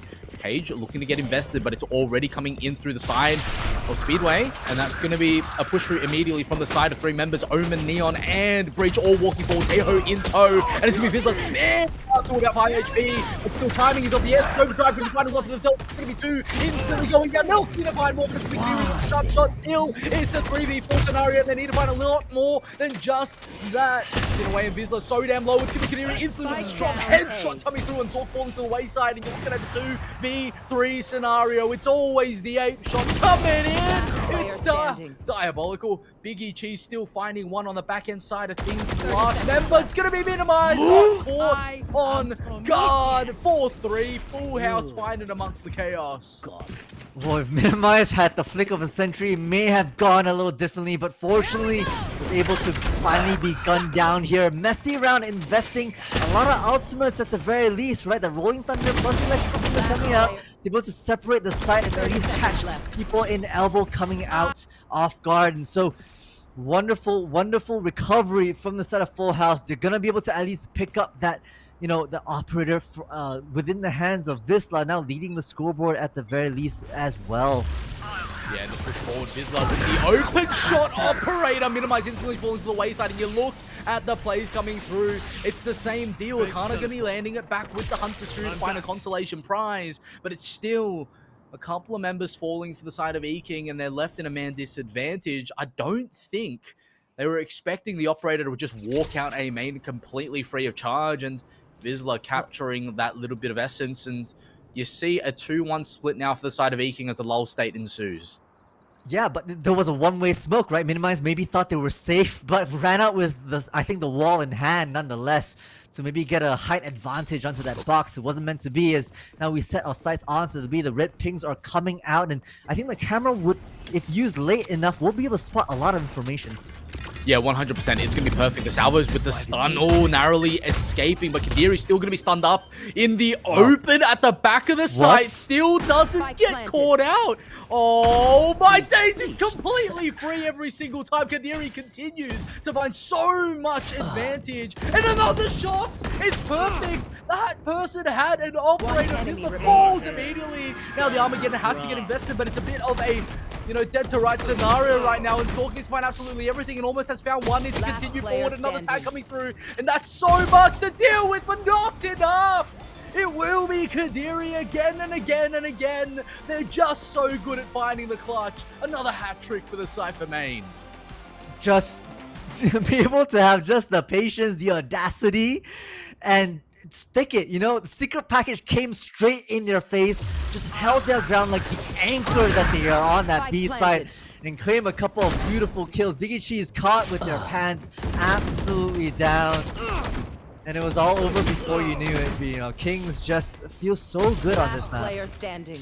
Yeah, honestly, that was so close despite it being a 1v3. Zork almost found it, but not going to be happening today. And with that being said, that's going to push them into a bit of a light buy. From the shadows, instantly invested here, coming out from the side of Sinaway, looking to find some information. They're walking towards mid, dumping right in, but they're going to be putting the relay bolt forward. It's multiple. It's still Kadiri that still finds one despite the relay bolt. Needs to find more here, as it's going to be all onto Lou. The sharp shot needs to come through. Fake out going to be coming in. Akana fighting two on the back end side. A third! Oh, Akana just too damn good. Sinaway seemingly forgotten because of the from the shadows, but the paranoia comes through, instantly blinding them and putting them in a dire scenario. And you're looking at a straight up firing squad. All three members just looking for Sinaway, but this round's as good as over. That's the spike dropped in mid. It's going to be a tough one for Sinaway to do anything here. Blocked off by the smoke as well. You know, there's a chance, there's a world where that happens, but that ain't going to be here in this multiverse. The operator being chucked away. They don't want that back in the hands of Minimize, who had basically taken that back on their win in that previous round. But okay, 8 bullets. Sinaway probably has made some sound, right? Yeah, I think that's why the shot came out. A cheeky little peek and a reveal, and Dragon wants to take it, but Sinaway's going to run away, tail between their legs, scaredy cat mode. It's all that she wrote. It will be E-King pretty much coming up with a 6-round bar in the next 12 seconds. And let alone that, it will be a 6 for the side of E-King. They've doubled their rounds on top of Full House right now, and they're looking very, very confident. That's the thing about mid, right? That's the tricky thing about Sunset mid, is that the flank on flanks potential here is so crucial, with Akana pushing out through doors and just claiming 3 in quick succession with that Guardian. Working the map is hard as an attacker because you have to really remember exactly which positions you're giving up and which need to be held on in case a counter push comes out. Yeah, and another timeout coming through. It's going to be Full House now reconsidering their options. Let's just not forget here, it's kind of like last map. Both timeouts used, and in this case, it's also within, you know, 9 rounds, right? At the first half. Full House really need to reconsider their options right now, because if they keep on losing right now, they're going to fall straight down to lowers, and it's going to be a bit of a hit onto that mental game for sure. And E-King are running with so much momentum. Minimize tonight has been literally on fire. and they haven't been able to stop themselves. This is the second resurrection, and it's actually been online for a couple rounds already, which means they can utilize it this round. They might be able to, score a couple of big kills, big sets of 3Ks in the next couple, and have another resurrection before the round, the half is even over. So that's a definite possibility right now, and Full House need to reconsider those options. Yeah, we really haven't quite seen Full House work the map in the later half of this, last 10 rounds-ish. Once again, all kind of fully stacked around here. Dragon putting out an aggressive one-way smoke, but likely to be really quickly disrespected with the drone coming out. Spam through. Dragon will be able to counter that, but that's a lot of pressure and already drawing so much attention from the Kings. Yeah, 100%. And we're going to be running straight onto the execute right here. It's a buy round coming out from both teams here. And you're looking at Feta jumping straight to the back of the side. It's going to be all 5 members committing themselves onto the site now. As Vizsla instantly is the first point of contact. Then Zork going to be landing onto themselves. The Dragon instantly with the spray down. Finds 2 for themselves. They sit away. And Vizsla all going to be landing a kill for themselves as well. The return of all fronts minimized. Need to be walking through. Spycam spots it. Not going to be ascertaining the left-hand side as Vizsla finds a hat trick. That was way too chaotic. Yeah, but that's the thing about Neon, right? You realize that Feta had pushed up so far deep into A, but then decide to tuck themselves deep in that corner. Dragon holding the other angle, but no trades happen. Waiting for the rest of the team to come up here. In the replay, you see, not overextending his team. In the past few times with Bobo as well as Quanswagglers, you see the entry just being left alone, that space quickly regained by the defenders who just take that 1v2 or 1v1 kill, and it was over and done with. But that was probably the saving grace for the Full House team. Yep, Kadiri's just spotted 4 different people run up. I don't think they spotted Neon because Neon was already too far up and too close to the wall. That's more than enough information. Minimize going to be finding one immediately. Vizsla going to be taken down on that spray one way. And Kadiri's got a second runway ready and waiting as the salvos come out, but they've got a trip right in, but they've just completely jumped over it. Feta with the leaps of Usain Bolt, but it doesn't even matter. Minimize still going to be finding a second for their troubles here. A double trip coming in. Zork instantly taken down after finding one for the trouble. Cineway needs to find a little bit more. It finds a headshot here, but it's still going to be a 3v2 scenario. And that Spike is in a dire position in the open of the site right now. They're waiting for the smoke to come back up, and the dark cover gets reassessed and redeployed in towards CT, which it's going to put E-King down onto the side to try and push through, finding one in towards the back end side of things as the Rolling Thunder from down under comes through. It's going to be a crucial shot. It's Ikana instantly created a 1v1 as 2 kills go down, and this is the dire moment. This is the pivotal round. The final shots to be found. It's going to be all up to BTs, and he clutches it out. It's 6 and 5. It's Full House within one. Round before the switch. Wow, that was so messy. That was really close, to be honest. The reposition of these 2 trips coming from the side of Kadiri, I think there was a bit of a panic there, but it actually stopped, I think, one of the players from Full House from scaling all the way into the side, and allowed E-Kings to get themselves a bit of advantage. But Big Ichi is just able to dance around default and get that final 1v1 under their belt. So crucial. It's as close as it gets we've ever seen on this Sunset. Yeah, for sure. It's an almost 6-6 half, and it's probably almost guaranteed at this point because of the buy-up that's coming through from the side of E-King. Of course, you never know until you know. But looking at 2 Sheriffs, mind you, just one actually, one with Classic and a Stinger in hand, 2 Guardians. They need to find absolutely everything, and it's going to be Vizsla just holding that flank. But I don't think they realize that there's going to be 3 there. But in that case, it doesn't really matter. They find 2 for the price of 1 as the Resurrection comes out, recreating themselves a bit of a 3v4 scenario. Make that a 2v4 because of the instant kill that comes through. A massive one coming into the side of Lou, but just not going to be enough there as the round's pretty much over. 6-6, good half. We're moving on to, the swap of the rounds. Yeah, a bit of a resurgence, after that timeout. Full House managed to find their footing just a little bit, some good execs, albeit maybe everything a little bit messy, but able to get those trades and get themselves back up. All hero plays, but sometimes that's all you need to get yourself back on the board and into a tie position. That's really, really good for, playing against a team that have spectacular demonstrations on the Sunset. Yeah, and let's not forget, right? Eking playing double Sentinel here. They are literally Yeah. going 6-6 on defense. And now they put on attack, which is the real test of this scenario. And Eking are going to be pushed here for sure. I'm not too sure how that's going to go up against them. Again, they're really, really strong on attack in general. We've seen many members of their team like Dragon, Minimize just walk forward, right? On the attacking side of things. They're adept at it. But at the end of the day, they're still playing two Sentinels that are geared towards defense, so it's going to be all up to Full House to make sure that that doesn't happen the same way here. Piggy Cheese instantly tagged down, but not going to be taken down just yet. Shot from Zorky, and they need to trade it out onto Piggy Cheese, but Piggy Cheese somehow finds Dragon, despite being on no HP. It's going to be Feta also answering back and creating another 2v4 scenario. And E-King, you know, akin to their first half already, the pistol looking dire for these individuals, and definitely a bit of a shadow from what was seen yesterday. And we're going to be into a lull state as both members are now separated. A cheeky lurk seemingly coming through from the side of Lou. But I'm not too sure that Lou's going to be able to do anything. Look at this crunch. Might as well call yourself a crab claw at this point. But the 1-2. No, this... almost found them all there despite the whiffs. But it's Feta tag down low. It's still playable, but it's looking really, really unlikely right now for the side of Lou. But we have seen some crazy shots. Going to be walking forward. There will be a firing squad, but Feta is low enough. They need to definitely source themselves a bit of an advantage. Lou is just, in more than just a bad spot at this moment. Jumping forward, needs to find a headshot. Doesn't find Feta, however. Will be a hat-trick for the Neon main. It will be 7-6, and E-King, for the first time in a little while, we see them fall onto the back foot. Yeah, it's a bit of encouragement for the defenders, you know, having gotten both pistols now on this Sunset map.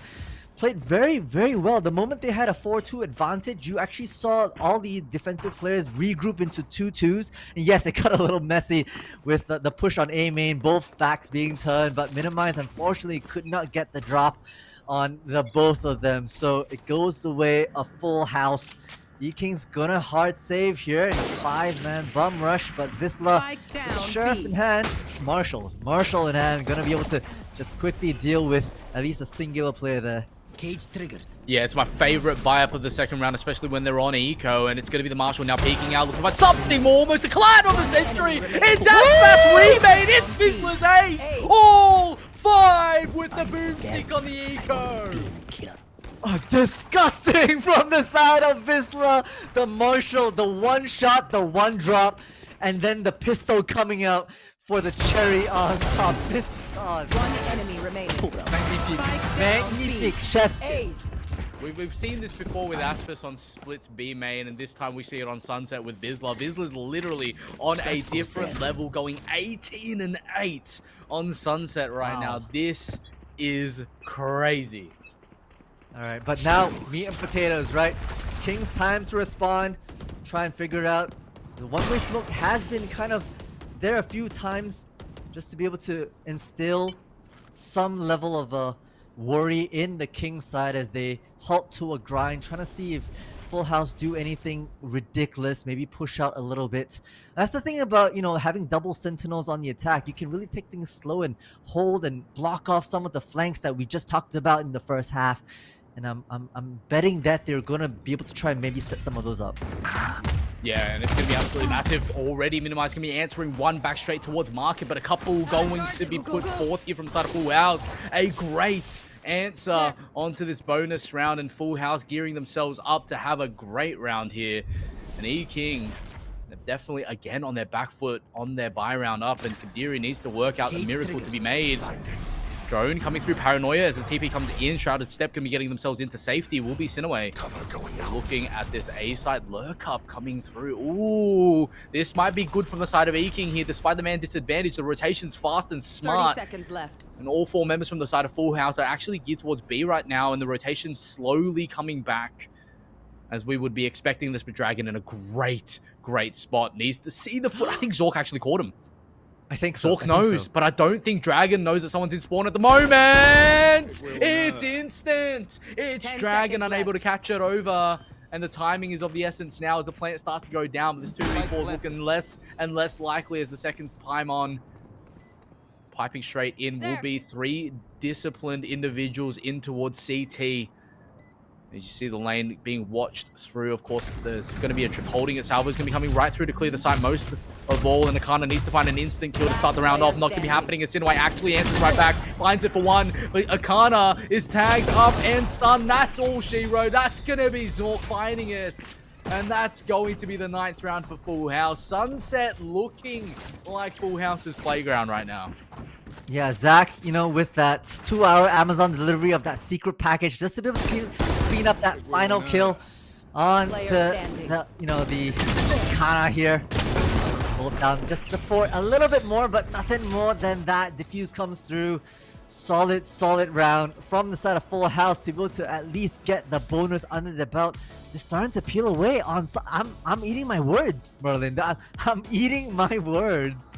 Yeah, seriously, that is going to be a crazy one. You know, at the end of the day, I also said that I'm not too confident in Full House's Sunset because we haven't seen it before, and we have seen the dominating performances come through from the side of E King. And tonight, I feel like Full Houses have done their preparation, done their research on the way that E King likes to play their rounds, and they've come in for a bit of a fight, going 6-6 against their defense, and now 3-0 up on their defense side. It's awesome to see. Yeah, you know, double sentinel on the E-King side. How do you work it? You have to take it slow, right? You basically have to use as much of your sentinel abilities to maybe punish a push, but if there's no push, you have to be aggressive with it and work the map across. Because Full House have a lot of ways to get information, right? Not just a nice flash from Biggie Cheese to peek corners, but Visla with the cam, and Zach with the spider drone, just to be able to just, you know, the range on that spider drone is just ridiculous, might I add, Merlin.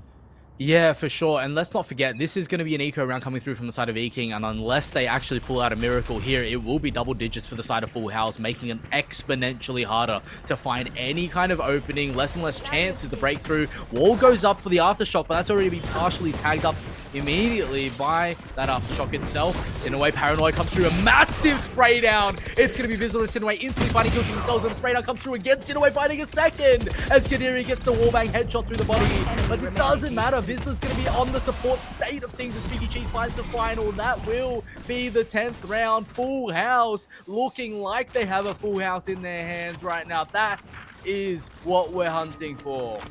I love it. I love it. You know, call E-King's bluff. They have the map experience, but Full House are cooking hard in the labs here. Double digits goes the way. Granted, yes, like you know, the E-King was on a bit of a save round, so you know, out of that timeout, this will be the crucial round for them to really prove themselves. Do a couple away from that dimensional drift, which could be the make and break for the round, but they're gonna have to go hunting a little bit down mid, try and figure out if they can break anything. I like the way they played that. They, you know, the sage wall coming up early in that previous round to maybe block off those rotations, but a different look from the King side, all stacked on that B. Yeah, for sure. And let's not forget, 7 rounds in a row from the side of Full House. Momentum is definitely on their side at the moment. It's all confidence as Vizsla's just putting the cage up and peeking at the moment. Drone put forth. Dark Cover going to be shielding any kind of vision line as the second cyber cage comes through. 20 and 9 on this individual Cypher play. And he's on the site. He's ready and waiting. No one's seen him. They need a check. Oh, the Dark Cover is absolutely perfect. This is going to be perfect for Vizsla. Literally inserted behind enemy lines. Needs to walk out. Timing! It's all on Vizsla, but it's going to be dragging in. So we right back with 2 more on the right. It's not a thing. Shorty comes through. It's going to be Zork finding one, but it's going to be instantly answered back with the Kana and Lu finding kills on themselves as well. That's stemming the bleeding. That's the bloodshot from the stone. It's in a way last man standing in a 1v4, but it's looking a little tough right now. The peak's starting to come through, but you can't give them 1v1s. E-King! You're tagging them low, but you're also tagged low yourselves. You can't be giving a kill away like that. And that's pretty much everything on the round. It was a 1v4. Sinaway gets 2 for their troubles. No TPs as the... Wait. I think it might be a little too late for that one. Oh, Sinaway does. But Skin it of their will teeth. be Skin 7. of their teeth. It will go the way of the Kings right at the final end. 7-10. They find success on that B with some sneaky smoke plays, some sharp shooting from Dragon, and a well-placed wall. You know, we've seen minimize with that wall. That's honestly something that's... You cannot underestimate, right? There are holes on either side. They don't completely block it off, and that's on purpose, you know, to basically maybe bait the defense that it is a safe wall. I can walk around it. Lo and behold, haha, I'm around the corner with my crosshairs trained.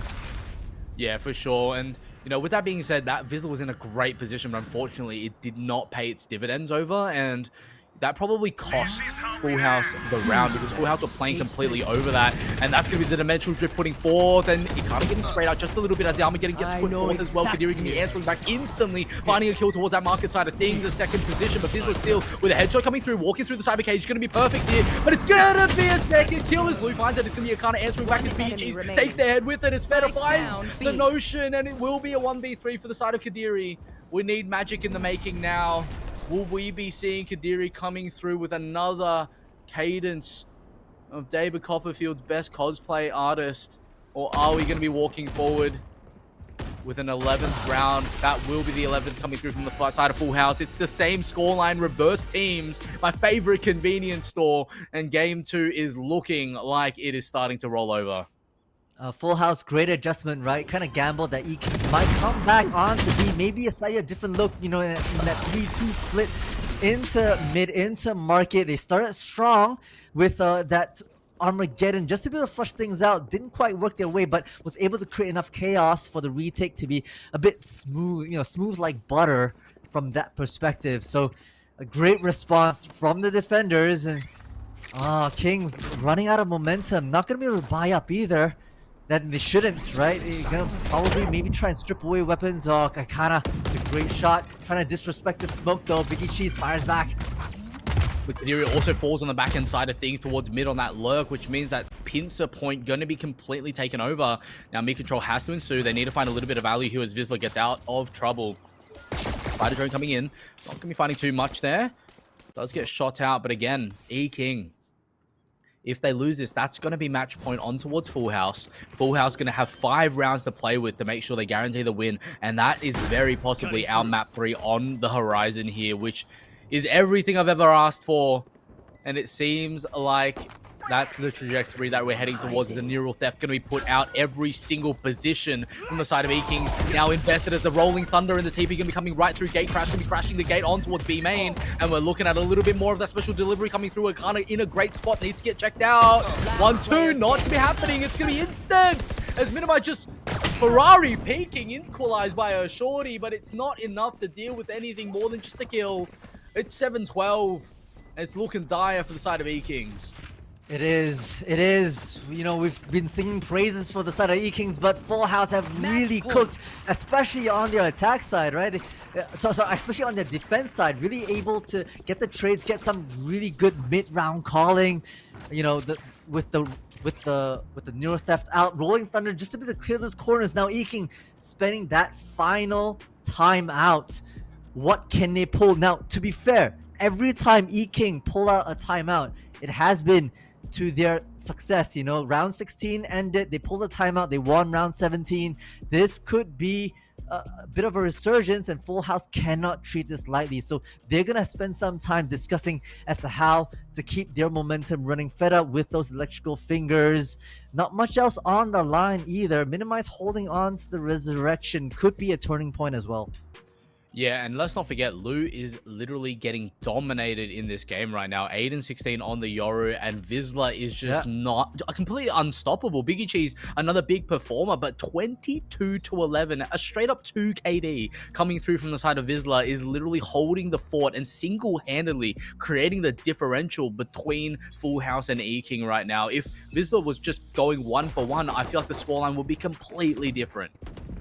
You know, like sometimes I think, with the changes from B, maybe Vice will be the up-and-coming Sentinel player or the main here on B side. But you know, these rounds from VCT, OCE, Split 1 just show that Cypher remains such a dominant phase as we go into round 20 here. Feta making them a run for their money, scattering Kings into mid. Yeah, a bit of a dangerous peak there from the side of Minimize. They have the Resurrection online, so it's important that they don't fall and someone else does on the team to give them an opportunity to utilize it. But in this case, it's the classic wall up, walk through. It's the stake your spawn. Why is there a spy cam sitting in spawn is the question. They must have seen this play coming. And look at this, minimize. Needs to find a headshot, not gonna be happening. Completely deleted by the side of Sinaway. And you can't get deleted when the stakes are this high, when this is the one round you have to win one at a time. And Akana taken down as well. They've separated themselves too many times all across the map, and this is looking like a dire state because every single person from the side of Eking's in a different position means Kadiri now left in an interesting place, instantly taken down as well. This is just falling apart on all fronts. It's a 2v5 and miracles have to happen or it's completely over. That's going to be the round done and dusted. Lou finding an entry kill. Creating a 2v4 scenario here. Still a tough one to deal with. Headshot needs to be found instantly. Finds one. Almost on the back end of that, not finding anything. But still Lou in a 1v3. Looking to craft themselves a bit of an entry point.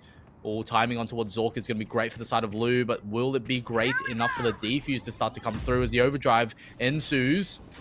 Finding a bit of an advantageous position. They're going to be creeping right in. Spam needs to come in, but Zork headshot already, and that's going to be the whole map done and dusted in a bit of an anticlimactic finish. 13-7 is going to be the scoreline as Full House find their victory on their map pick against all odds. Eking fall. It's going to be 1-1 here. We're going to a set map 3.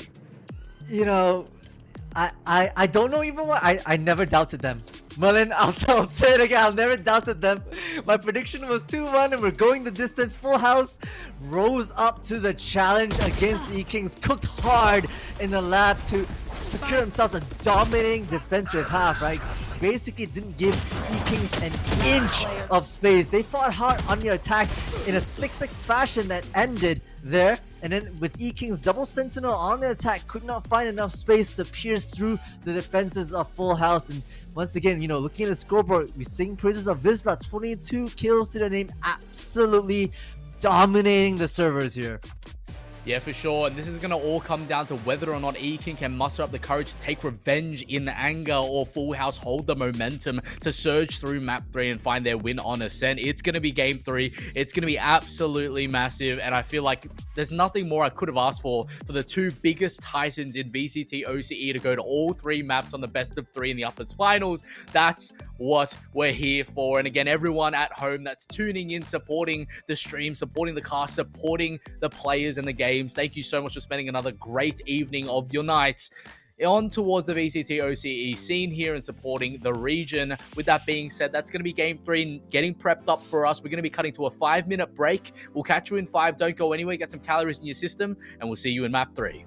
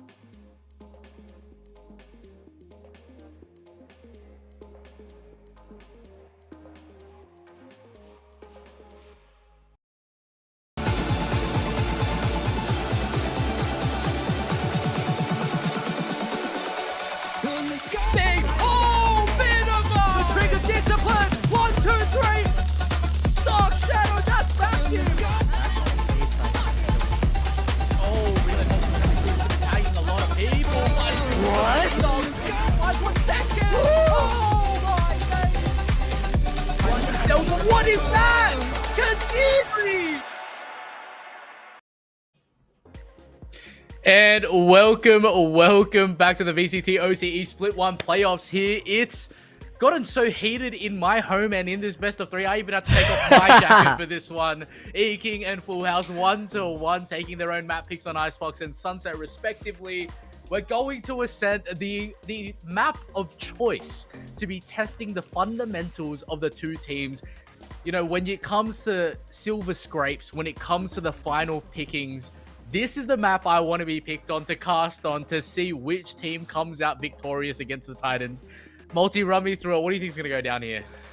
Isn't it befitting, right? That it comes down to the OG map that Riot has pushed out, where these two are going to be fighting to keep themselves in the running towards the Grand Finals, and then the other falls into the lower brackets. This is it in this best of 3. Full House turned up in Sunset and just dominated their defensive half, and I think that's going to be the key here on Ascent as well. Ascent is a little bit more defensive sided, as you see on the VCT side. If you have the choice, you pick defense first and try and rack up as many rounds as possible, but we've seen Full House be able to dismantle that just a little bit, right? Sunset equaling things out in a 6v6, and they hope to do the same thing on Ascent. Yeah, it's going to be absolutely massive. Ascent is that tried and true map. A lot of actually different interpretations have started to come through. A couple of adaptations with the Deadlock Vise have come through. You know, just a little bit of a run back of history. The Cypher Deadlock was another option that some people considered. With the Tabro coming in, I think a lot of Band-Aid solutions just running Taeho Breach could be applied here as well.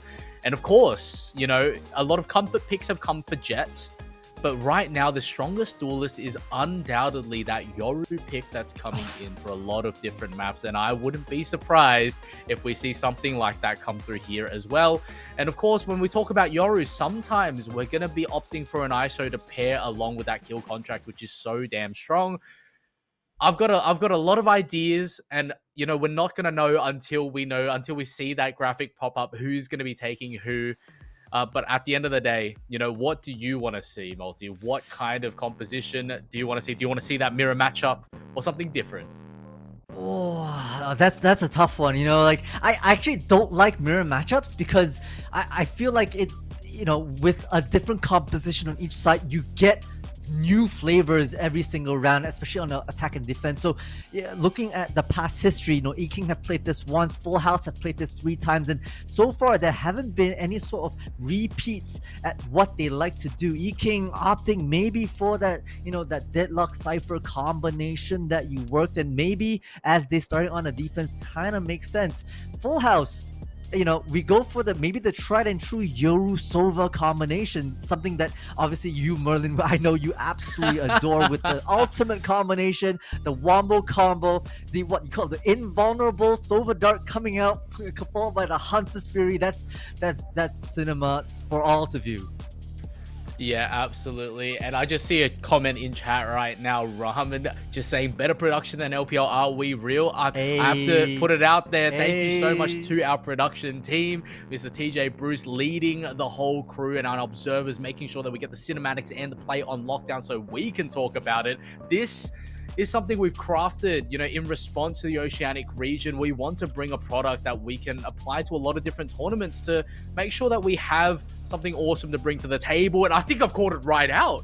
The Vise, Taeho coming in for Full House and running back the history with the Cypher Deadlock composition on E-King. I mean, it's a battle of the ages. We've got the Yoru, of course, the Yoru Sova Omen core coming out for both teams, of course. I think that's no surprise.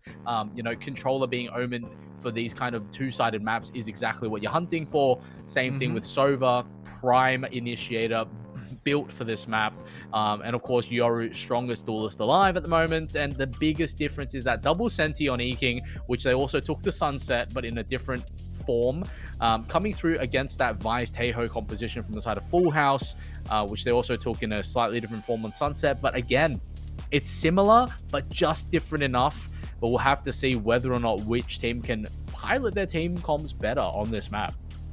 Yeah, you know, Ascent is one where you get so many variations of how you want to play this map, and you know, the mid take is honestly quite fundamental, but if you can have a strong exec onto a site, you can basically bust through and maybe claim some spaces. I think the key here is not to overheat too much. I've seen time and time again where teams scale too fast and can't keep up with the moving waves of attack or moving waves of defense, and then the duelist will die for nothing, can't get traded back, and that's where good teams will slow it down just a little bit more, and you can do that even with small sites and small maps such as on Ascent. Yeah, 100%. And I think on attack, of course, Full House going to have those tools with a double initiate composition and Feta sitting on that Yoru. Yoru's a bit of a make or break in the Oceanic scene. I see that a lot of different duelists try to pick it up, but it sits so different from your typical duelist in the way you play it. Some duelists can't quite adapt the same way, right? And we see a lot of kind of make or breaks, a lot of pivot points for these duelists that they try to take up Yoru, but they actually end up reverting back to picking up Jet on that comfort pick, and we'll have to see how that gets piloted by both Lu and Feta in this map. And at the end of the day, you know what I'm hunting for. It's always going to be looking at that Sova. I want to see how Zork and Akana are going to be handling themselves on this map. This is the map that I have the most experience on, the most fun on playing Sova, specifically in the higher echelon of ranked. So I'm going to be looking at these lineups just like that first A-side dart. It's going to be King Dragon looking to find something more in that massive play towards mid. A triple push out. It's just walking down mid, taking these dogfights immediately. As Sinaway gets a consolation prize, just finding one on Lu. But it's not every day you see the Sova Omen of your team buy up Sheriff's round one.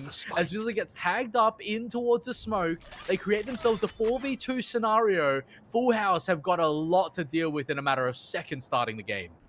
That's smart, right? Now they're playing the numbers game. Everyone has backed up into respective corners, just waiting for contact, and that will start things off. The grab net just to be able to hold things back, but everyone gets out safe in safety. I believe both players should be noted, and the rotations are slowly coming through. Oh, minimize. Danger. Minimize is in a great spot, and I don't think they know where he is, but they see the feet. It's going to be an instant shot towards the head through that smoke. Dark cover, not going to be covering too much in that case, as Akana's going to be sitting in a great spot, but instantly taken down. Sinaway's found three. Oh, Dragon! The Collateral King comes and strikes once more. What the heck is that? That is precision beyond belief, right? Sheriff buff just to get these pins lined up in a perfect row. Shot from the window, shot from the heavens. Start off with a couple two down mid and ending with the last two at the top side of A to secure themselves a lead here in this best of three.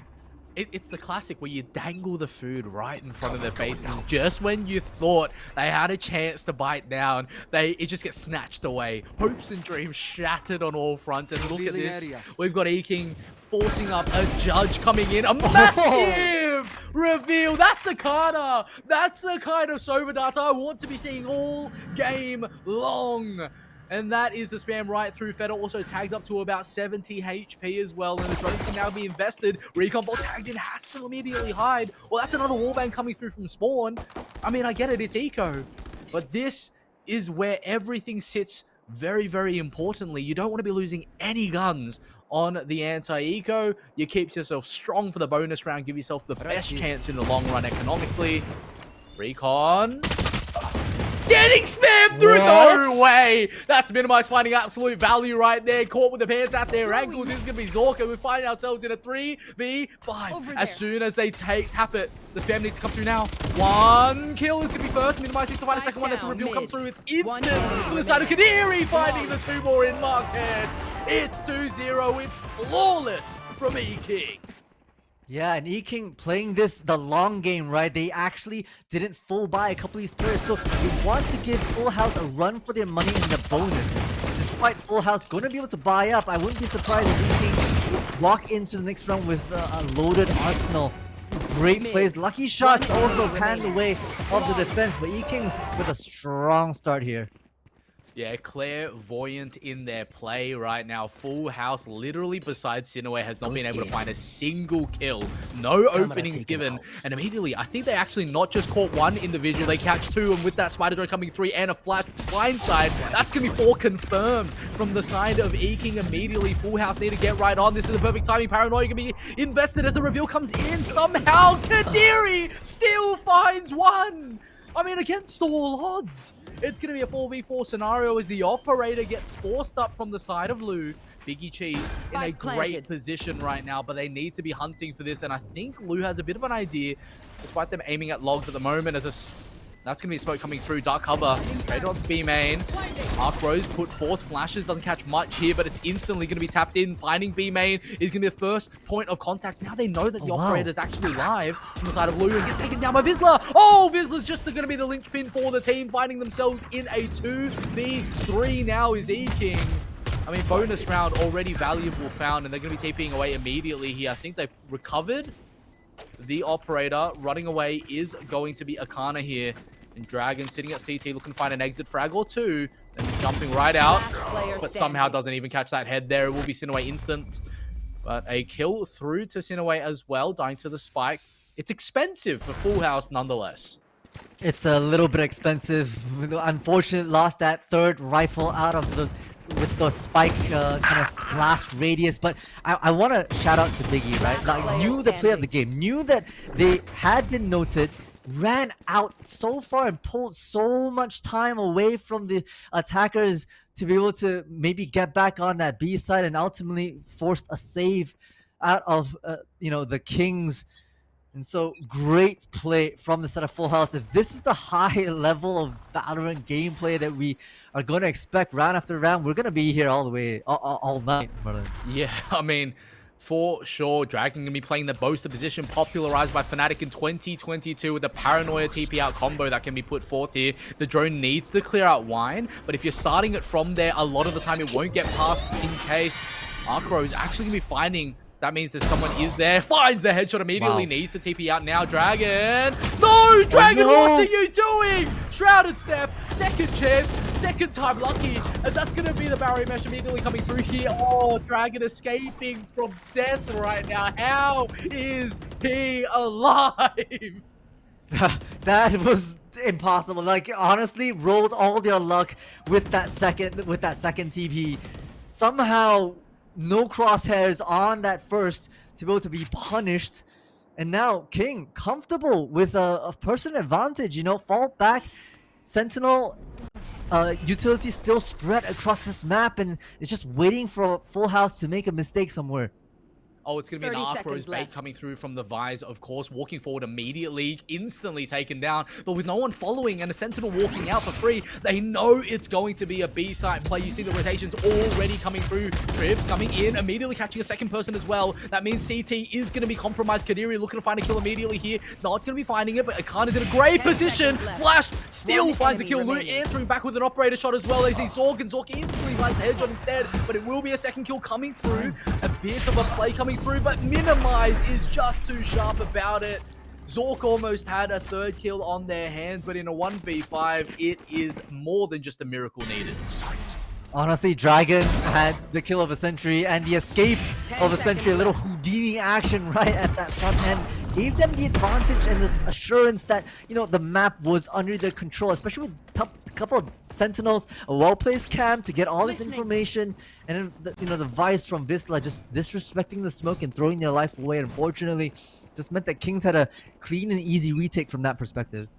Yeah, 100%. You're looking at this Eco Force-up. That's going to be on a cusp of a 4-1 unless something catastrophic happens, like Oni Potions loves to say. But, frankly speaking, whenever he says it, every time a catastrophic thing actually happens. So we're just going to have to play and wait in this case. But Full House, I think they're trying to gear up to a little bit of mid-control, but they've got an operator just pincering them right now from the side of Lou. And they're going to be opting for a bit of a lull state towards B. I believe a final push will come out, but you know how Full House love to play. They don't fully commit until they're pretty much out the front door.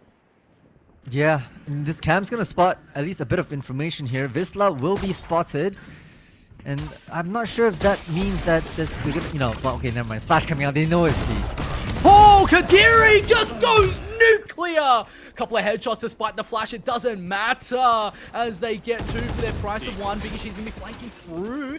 Looking to find a spray towards CT side of things. A shot found. Lou's just too sharp now. It's the 3rd map. They've woken up. They've come online. They've taken Sunset personal. E-King are just so strong. Gravity net and the flash. Too good. Minimize, find a free kill for themselves as the last person getting stuck in towards the back of Boathouse and overwhelmed and overcooked. Full houses. E-King retain the throne. Take themselves up to 4. Oh, full house. Map 2 under the belt. Starting to struggle a little bit in this marathon of a best of 3. Struggling to pierce this defensive setup from the King side. I mean, there's so much assurances with the Sonic chips in all these corners and Kadiri being a solid anchor for this B side. You know, great trades. Liu Operator online by round number 3.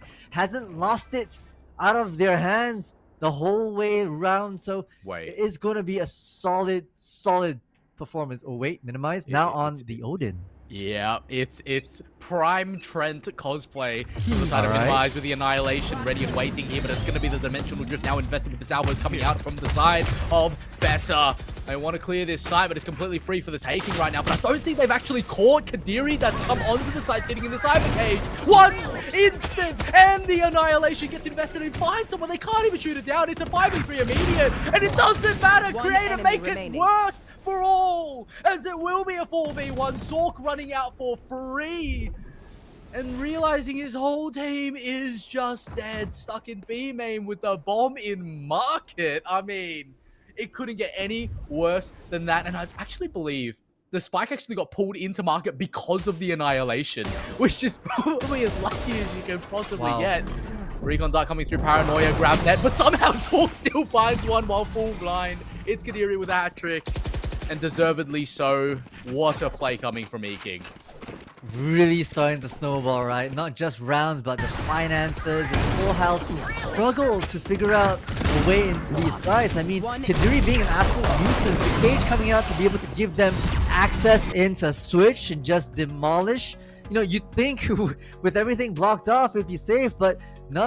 Kadiri says, this is my side, I'm gonna hold on to it, just like I did round after round. Timeout now called for the poker players. Full house have a lot of ultimates to be able to play around, you know, the Hunter's Fury, plus a Steel Garden that they could really maybe crack open the site. But that's the problem. You know, E-Kings have let them come on the site and plant before, but their retake philosophies and protocols are so strong. Yeah, I mean, look at also what we previously talked about as well. The adaptation transitioning from something like a Jet over towards a Yoru. It's a completely different playstyle. And I think it's evident, right? Feta is not adapting the same way. They don't have the same level of comfort as they did on Icebox and of course on Sunset as well. And they're just definitely struggling a little bit on Ascent, where they don't have the same set of game plans that are coming through. And E-King are absolutely taking advantage of that and dominating through. Yeah, 100%, right? And so, full house, you know, having sat down for about, you know, a minute or so to calm their nerves, speak some words of wisdom into each other's kind of brains, and hopefully are able to pull something out a bit stronger. They are on a save round, and with an Odin and an Operator on the side, you know, the most they can maybe hope for is snatching away some rifles so the finances don't snowball. Yeah, 100%. Barrier Mesh can be deployed towards that B-Link side of things, and immediately Shock Dart can be invested here. They're on an Eco 2 Sheriff spy up. It's not 5, but hey, we might just be scoring a few more kills again, as well as the Steel Garden comes out. It will be pistols against pistols now. That means this thing is actually going to be the strongest weapons about here. As you look at a couple of trades come through, not going to be happening just yet, but will be soon, as Vizsla's going to be tucked in here, but not going to get checked out. On the right-hand side, they need to be careful on the walkout from this. The Dimensional Drift hasn't seen it either, but the shot's going to be fired now, instantly giving away all the positions, so it's going to be Dragon fighting kill as a 5v4 ensues, but a couple of members tagged down low. Biggie Cheese and Feta need to be careful with themselves, as Dragon finds another kill on themselves, as Feta and Vizsla instantly die. Biggie Cheese, all members fall. It's E-King all through and through. 6-1 is the scoreline. I mean, we're looking at Icebox again. Yeah, just dismantlement, effective, and critical from the side of E-King, and in the chaos of that, Big Ichi's actually also utilized their Armageddon to clear CT spawn, but a bit of a waste because was not capitalized upon, and by that point in time, everybody from the side of E-King had already spawned onto the B side and just caught everybody off guard. That Odin making work of these players on B. Yeah, 100%. E-King are playing a completely different game right now. They're playing chess and Full House are playing checkers. It's a complete domination on all strats, and we're looking at a 6-1 scoreline, and this is going to make or break Full House right now, just like they did on Icebox. Despite a massive comeback, it still wasn't enough, and it was when it all started at 7-1, right? And you're looking at this buy-up now. If they lose again, it's probably going to be a bit of a dire situation looking at the scoreline, because you're giving E-King a lot of room to play with, and they would have to make mistake after mistake after mistake just to synchronize a bit of a loss to come through. But I think finally they're going to be hitting the first letter of the alphabet. It's going to be an A-site push. Lou in a great position towards Wine right now, but I don't think this TP will be that helpful. I'm just very going to put forth. They need to immediately take down Vizsla. Is going to be happening as Lou instantly finds one on towards A-main as well. Still holding the angle. It's going to be Feta taken down here as a salvo. It's going to be too much to deal with, and all of a sudden it's going to be a 3v3 scenario. Still coming through for E-King. Even odds, they've had a lot of valuable kills already, but I think this is the closest round we've seen from the side of Full House. We'll have to see if this flank from Akana is going to be finding value. As the door gets broken in, Akana in a great spot, needs to walk through the smoke right now, finds him tucked in with their pants in their ankles. Another shot coming through Akana, just finding absolutely everything, finding 3 kills for themselves, looking to find a 4th as well. Just comes out, hold it tight, it's Akana with the 4th. It became down to a 1v1.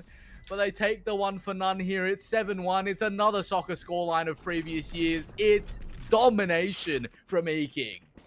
That's the thing about E-King, right? The beautiful push and pull. They're reading this map and the positioning of Full House so well. You know, so much pressure and has been made on A. They instantly respond with a grab net and a double push out through mid, catching that late look Vice out of position in that grab net. And so this is, you know, we saw that on Icebox, we saw that on Sunset, and if you don't respond in kind, so much map control is lost.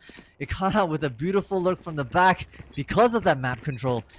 E-Kings just feel so comfortable right now. Yeah, for sure. And the TP forward, it's going to be a classic A-side take. No competition here coming up from the side of E-King as they were looking for that mid control, and they've situated themselves greatly here. But the push out, I think, is going to be a hard and fast one here coming through towards A, but that's going to be opted out of instantly, despite it probably being the right play. But the barrier mesh is going to be too much to deal with, apparently, in that case. And with that being said, all members going to be coming back from their insertion points. We're going to find a little bit of mid-cat presence, but Akana, as soon as this comes through, oh, they're not going to be finding any kind of information. Does get the tag on towards that mid player. Vizsla is the spam. Going to be finding absolutely everything. Oh, this starts crucial. But I think they're actually past the point already, which means they need to be a little bit more careful. Minimize. Oh, this is going to be absolutely massive. That is going to be Odin spamming of all fronts down to 1 HP. It's just minimized fighting everything, but Zork could be letting that shotgun down. I lost my words based on how criminal that site was. Oh my days. Dragon going to be fighting one. Incineroar also going to be actioning back a headshot towards Dragon. And these chaos rounds are starting to get crazy. Feta going to be finding a crucial one on towards Akana, creating that man advantage for the team. No trades available. And you're looking at 2 members of the defenders coming through towards Heaven side of things. Dropping down. Need to find a shot immediately here. Feta, the second one under Heaven. Has been called out with the TP forwards here. The 2-man push is going to be absolutely massive. The jump, the halfway, finds the headshots. They don't realize it's on the left-hand side. Incineroar is so close to winning this round. Oh, but Kadiri! Again and again! The Clutch Meister strikes once more. 8-1. E-King can't lose. Oh my dear. My heart breaks for Full House. Feta is just starting to turn up, right? Getting a nice few sneaky kills left and right and able to get out of the site as well. But with the move out, the swing out, Incineroar tucked away in the corner. Maybe thought they could buy time and unfortunately allowing Kadiri the clutch master to get away with these 1v1s. It is, you cannot let E-King get away with these. Who's next? You know what? Hey, buy up will win. It's going to be 4 Stingers and a Bulldog coming through right onto the side of E. And it's a massive shot. Somehow can you also trades it back out? No value found, no TP getaway. And your Duelist is down. All 4 members spotted. What? Just Kadiri on absolute fire right now. What is happening? One enemy remaining. Shoot your shots because E-King can't lose. The crown's on their head befitted as Full House crumble. Weapon here. Bow down to royalty, says King. They're not looking to stop at any point in time. You know, the Spectre did a bit of work with Feta opening the side, but the Trace is too strong. You know, One double enemy Sentinel remaining. on that B side. Unfortunately, you just pick the wrong side, and it was all over in a matter of seconds. Oh, I'm losing my marbles out here. Seriously, these rounds are so Yeah. chaotic, unplanned, and you're just looking at the rugby league special once again. The 5v5c, who wins, who's got the bigger quadriceps, is gonna be this game. And right now, Lou Feta just Spike peeking out down into the mid. open. It doesn't even matter. Jumping across, grab net in hand, minimize, tag down. But again, these plays are just not coordinated. It seems scrappy. It's looking messy.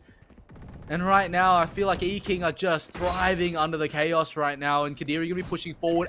Just a walkout on towards the flank. Will be Big Cheese instantly with a headshot. Dragon gonna be falling to the wayside here. And a bit of a glimpse of hope coming through for Full House. They need to get their second round on the board. And hopefully they get their third as well. The Hunter Streak gonna be invested now. King Kadiri finds another just jumping upstairs and finds Vizsla in top mid. I mean, Planted. fair enough, right? That's just how it is. A massive spam coming through would have been perfect had that happened. I think they wanted to re-spam that because they know they can. So a bit of a lineup coming through. Crucially, oh my days, Feta.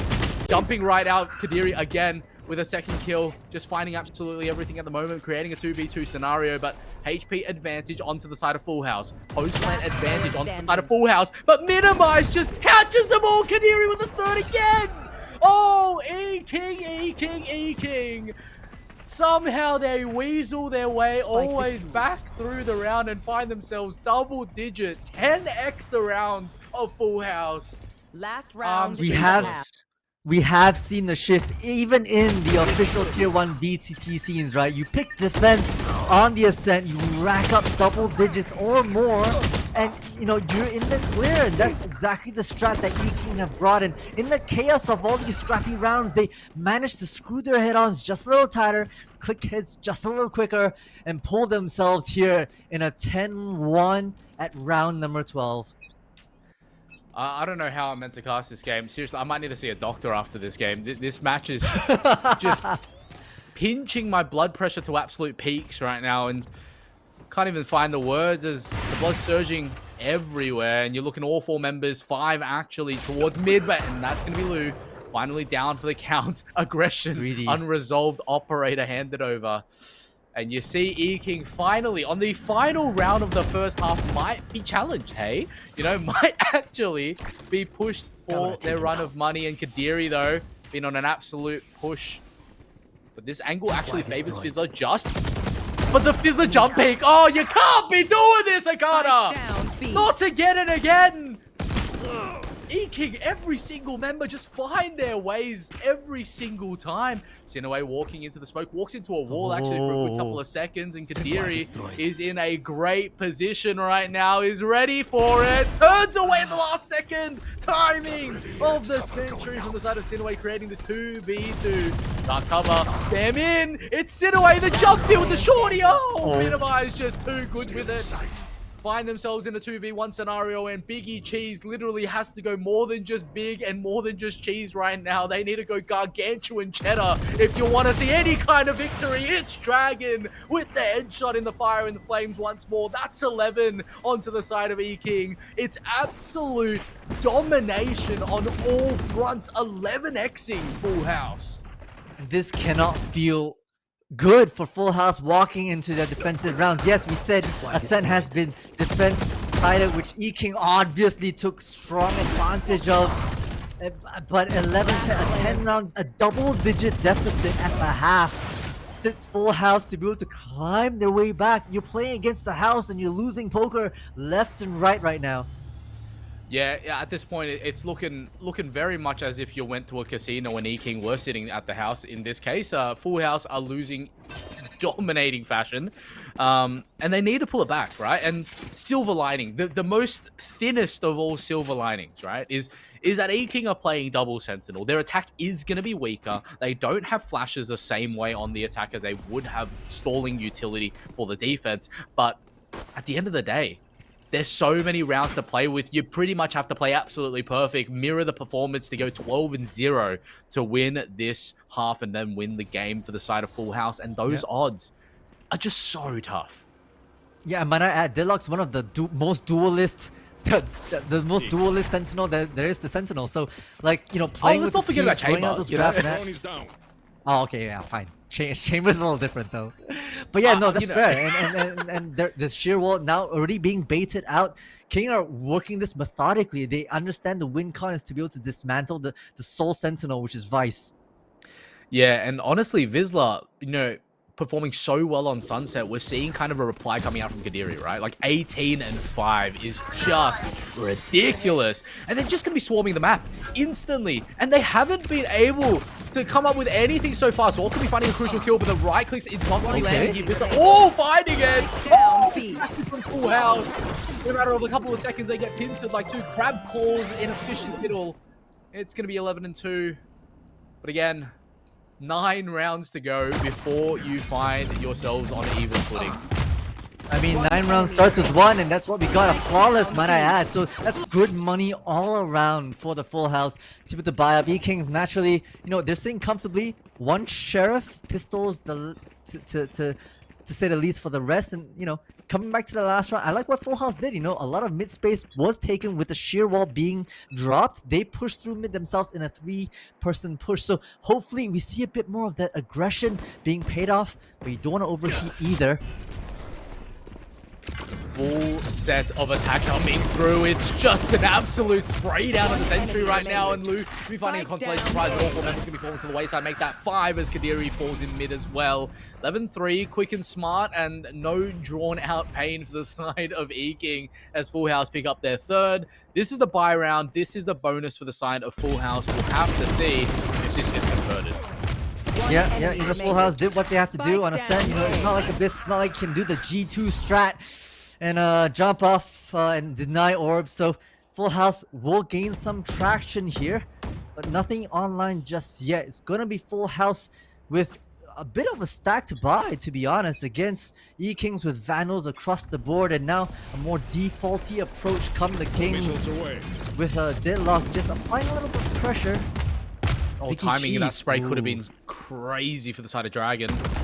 Shot coming in through mid. Veta not actually expecting, gets tagged down just a little bit here, and the same thing goes for the side of Biggie Cheese. Dragon also tagged down just a little bit, but a crucial headshot on timing. They heard the step away. They heard the reload come through from the side of the Omen there, Sinaway, and that's what gave them the opening. And I was about to raise this before the round started. The solution to winning on double Sentinel on attack is all about playing for picks. You need to find an advantage, man advantage for yourselves. They catch the shoulder of that, knowing that someone is top mid.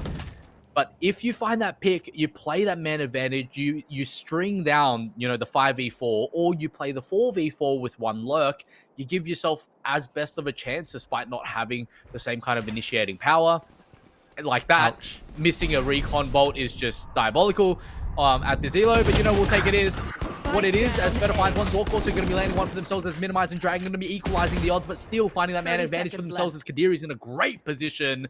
Running across, here's the footsteps, but Vizsla is so aware of this position right now, but it doesn't even matter as Kadiri just can't seem to miss right now as the spy cam instantly finds where Zork is. That's going to be a 3v1 solidified. Timing of the essence. What a free fire from Kadiri. Jeez. And that's going to be Zork going down for the count. Match point for E-King.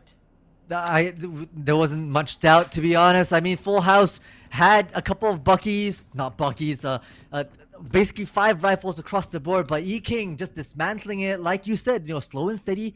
And that's their playstyle with double sentinel. You can't rush into things. You gotta kind of get those lurks, get those timings, and their inherent timing is just so powerful. Kaziri, 20 kills to their name, and is just stacking it nonstop.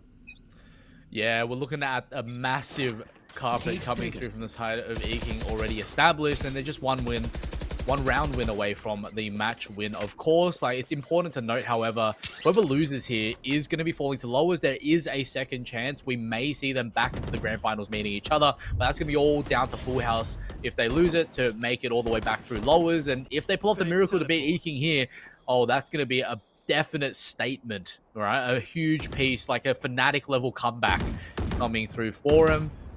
Again, it's looking increasingly unlikely, especially with this buy up right now. They're just going to be walking forward, triggering the shear. There's a Razorvine still behind. Still have a Judge and a Stinger, right? So you're definitely weaker economically speaking.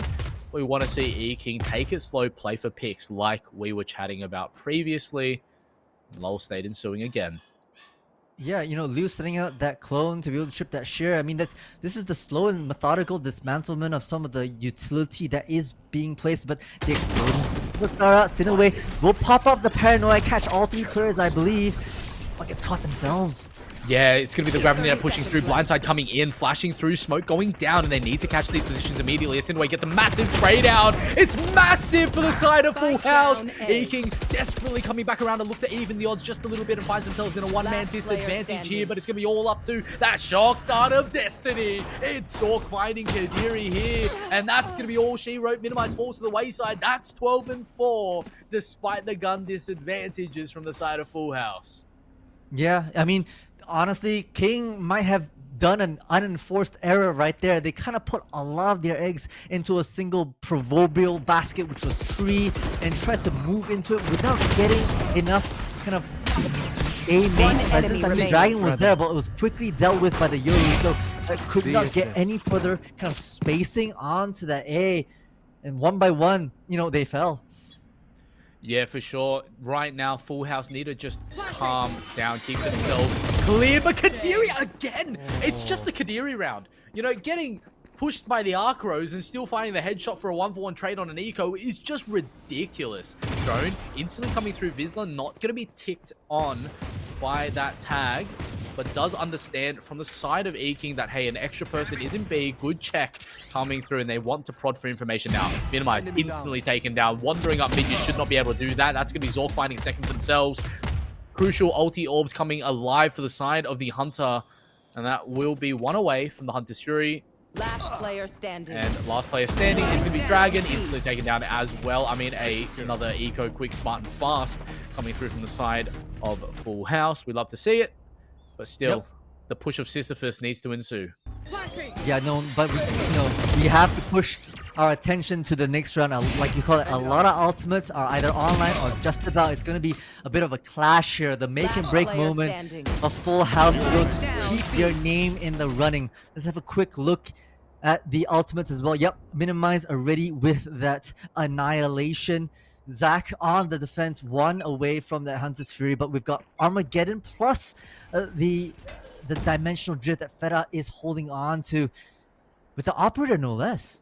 I mean, yeah, you're going to have to utilize that short in your hand. There's no other choice there. Feta has to be forced out of the Great Crasher, or else there's going to be a dart coming instant with the spam. That's not going to be happening just yet. Cheeky little mid-control session coming through from the side of E-King. They want to be just a tad more aggressive, as you can see them pushing the initiative a little bit faster this round. This operator is definitely going to be the linchpin. If this operator goes down, it's going to be diabolical, but it will be Kadiri finding themselves 6 feet under with that boomstick straight to the heart again, and it will be a 4v5. And like I mentioned before, picking is so important. The Annihilation picks it all off. Minimize, you can't be doing this. But thank the Lords for Sinaway, a third member coming through, saving the life. Whoever was caught in the Annihilation, but Dragon finds a shot instantly. Vizsla down for the count, creating a 3v3 scenario. There's still Dimensional Drift and Armageddon online. They're probably going to utilize the Armageddon based on the bomb plant, but not going to happen. Not coming through as the Dimensional Drift gets committed first, which is an interesting play. you'd want to commit both of them at the same time so you can jump in amongst the chaos to find a kill or two. But right now, Salvo's going to be put forth. They need to challenge it, but the gate crash was just too good as Lu already finds a kill on Sinaway. I mean, the flank is just so strong, and the Armageddon now getting invested doesn't mean anything because Lu just stand there. They play the 2v2 onto the site, but there's still going to be another linchpin coming through as the Dark Cover's going to be standing right there ready and waiting for this defuse to come in. It's all up to him, but a massive play from Dragon. Attackers Just win. like that, it's 13-5. E-King find the match victory. The Kings themselves rise up to the occasion. You know, we've gone the distance, and in this marathon, it is royalty that find themselves once again putting the crown of victory on their heads. Full House gave them a run for their money, gambling with their lives and their strats, but could not find success on this map number 3. Ascent just so powerful in the defensive half from E-King. Double digits, 10, or 11 to 1. I apologize. At the half, and just E-King smooth sailing towards the end, was able to clutch up and get their well-deserved win. The scoreboard says it all as well. You know, and I also want to speak big things about Liu holding on to the operator, being that deterrent as well. And this small map meant so much. Cannot underestimate that either. Yeah, a huge, you know, map coming through, and I feel like, you know, at the end of the day, we saw that E-King are really strong on the way that they play together, even in these, you know, uncertain scenarios like bringing yourself over to Ascent. And Full House came on strong, right? I feel like they had a good read on both Icebox and Sunset, in which E-King have both played. And they were able to clinch the win on Sunset convincingly with their composition. Yeah. But when it comes to Ascent, you know, we haven't seen E-King take Ascent in a long time. And I feel like that's where they faltered. That's where Full House were unable to keep up. And you see E-King come through. I think we can see on camera, I'm a little flustered. Like, my hair's everywhere. My face is red. My blood pressure is skyrocketing because that game is just a highlight reel for literally E-King coming through. And, you know, my heart goes out to Full House, and they'll be dropping into lowers and fighting their way back in the lower bracket run. And we'd like to see them in the grand final once more. But that's going to be our match for today. That's going to be our cast for today and our stream for today. Multi, any last words as we wrap up the penultimate day of casting for us? Yeah, penultimate indeed. Once again, super grateful for this opportunity. You know, a huge shout out to all the viewers who have stuck around the last 3 days. And, you know, like Merlin said, we will have one more tomorrow where we go down, I believe, to the lower bracket semifinals and cast for that. So be sure to stop by once again Merlin's Twitch tomorrow about the same time to be able to catch more Valorant action, because you want to be there to see this the whole way through. 100%, and I'm super excited to see how Full House are going to bounce back, because if I'm not mistaken, that's actually going to be the game that we are going to be casting. It's Full House versus whoever ran up the lower bracket today.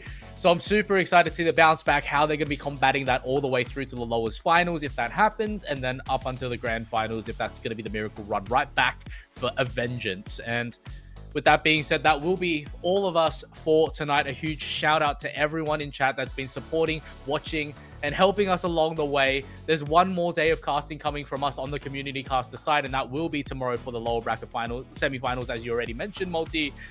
With that being said, everyone at home, stay loyal, stay royal, stay sexy, stay hungry, stay hydrated. Thank you everyone for supporting once more. We'll catch you in 24 hours. Take care of yourselves, and good night.